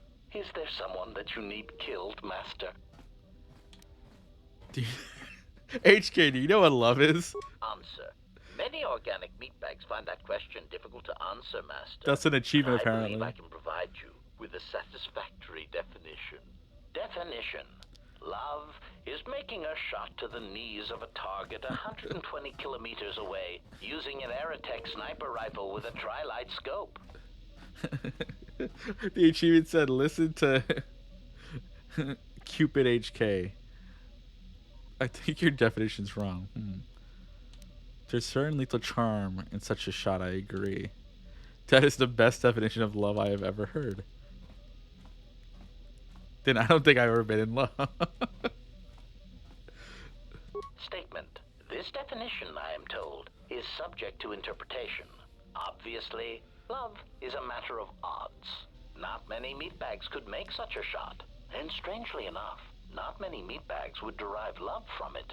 Yet for me, love is knowing your target, putting them in your targeting reticle, and together achieving a singular purpose against statistically long odds. Oh yeah, he would love Carla. Statement. Ah, you wish to conduct an interrogation? Very well, proceed. It's not an interrogation. I just want to ask you some questions. Statement. Very well, Master. But if you wish to be brutal and vicious about it, know that I am trained for such things. Do your worst. That's... Statement. Master, I am no behavior droid, but it is obvious to me that you have serious ethical problems that will need to be treated at some point. Very well. Ask your questions. If you feel the need to make it an interrogation, however, I think he wants to be hurt. I would be saddened if you held back. Who's your previous master? Answer. Master, ironically enough, I seem to have developed a sudden bout of memory loss. I shall struggle to recall an answer to your question, but for now, it is sadly beyond my capabilities. Consolation. Besides, you are a fine master. Do not be worried about being rendered insignificant if I were to inadvertently compare to some silly old master I once possessed. Statement. You know, I'll leave it at that for now. Thought I heard a ringing. Care to explain why we have that psychotic Wookiee with us? Kreia thinks he will prove useful. He's loyal and I need a loyal ally. We can always use that animal to drop more blaster fire. That's... Alright. But this won't end well. Trust me. Okay. Okay, Nar Shaddaa, finally done. Onderon. Peragus. Dantooine, Korriban. Onderon, this is where my Star Wars campaign takes place. It's really cool to explore it more.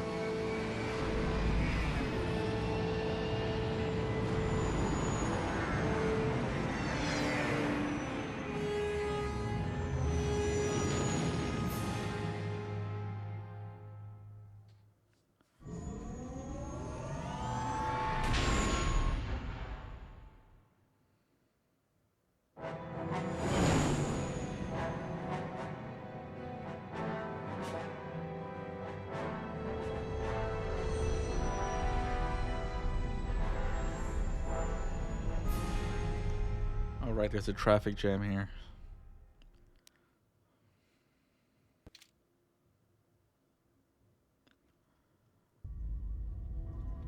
Well, this is Onderon. Looks like there's a long line to get into the ISIS starport. Something feels wrong here. A great disturbance here in orbit, and again on the planets below. I guess this blockade is a symptom of larger problems on Onderon. Looks like we're about to find out. I'm receiving a message from some Colonel Tobin. Patching it through. The Ebon Hawk. I was told to expect your arrival. I don't know your business on Onderon, but it ends here.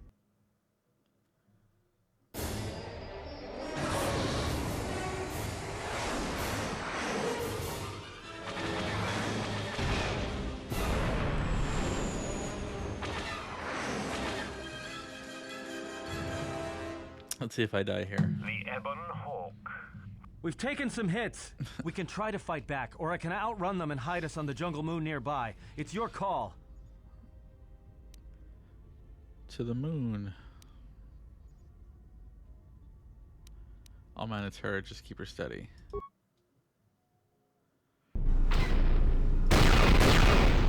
Oh, that is loud.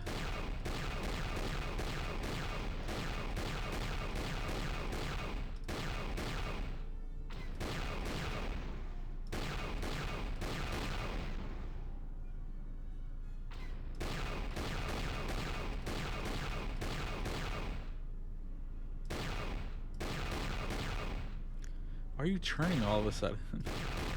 Here, it's one more.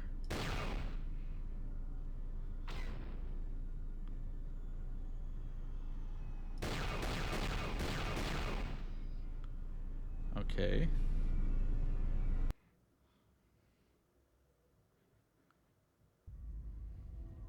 I can't keep us in one piece much longer. Sorry to spoil your fun, but we've got to land now. I'm gonna put us down on that jungle moon.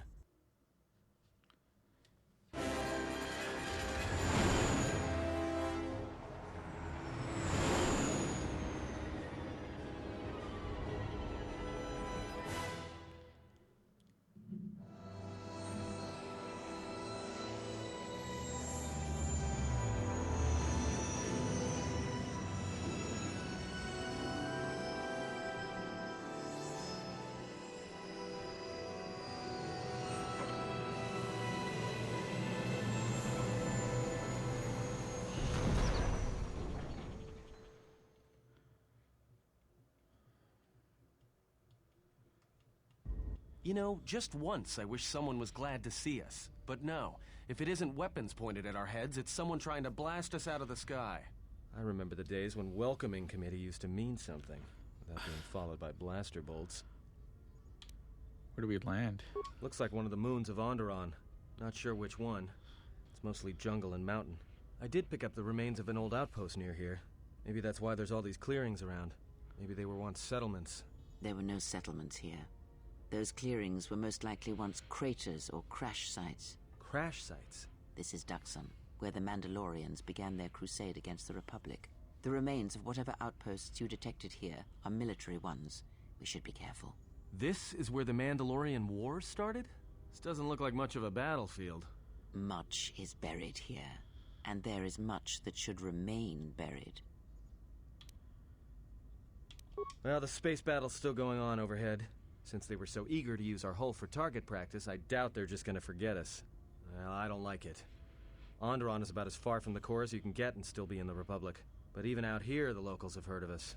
We're lucky I was able to find this place to land. Looks like something has cleared away the jungle in a few spots around here. How badly is the ship damaged? It's taken a little damage, nothing too serious. I'm shutting down all unnecessary systems until we make repairs. It'll keep us from being a target. We need to get to Onderon. Until the ship is repaired, we're not going anywhere. Unless you can find another route to Onderon, we should sit tight. There may be a means to get to Onderon by another route. The Force has guided us here for a reason. We should explore our surroundings. There is something here. Something? Oh, there's something here, all right. Predators. Not small flit darters, but big, mean, nasty predators. Nevertheless, we should explore our surroundings. And that nearby outpost would be as good a place as any to begin. Let's head to the outpost then. Well, if you go, be careful. No telling what other ships were forced down in the battle. I have a feeling the ship will not be repaired until our business here is concluded. Do I make myself clear? Yeah, I understand. What's so important about this place? This is where the Mandalorian Wars began. He fought here once, and there are things here he must see. He fought here? Why didn't he say anything? Do you speak of all your battles? Or are there some you wish to forget?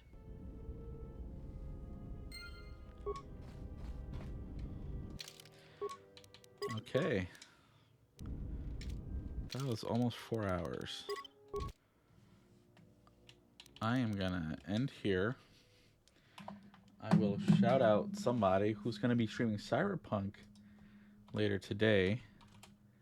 If you like Cyberpunk 2077. I did not die. That's Dorker Strange. Everybody, thanks for lurkers. Thanks for lurking. Everyone else who's here. Thanks for watching and talking RPGs with me. I will be streaming tomorrow night at 7:30 Eastern. I'm going to be running a one-shot for Cyberpunk Red with other streamers. And yeah, feel free to tune in. I'm excited to do my first stream for a tabletop RPG. And a little nervous about it, but all right. See you then.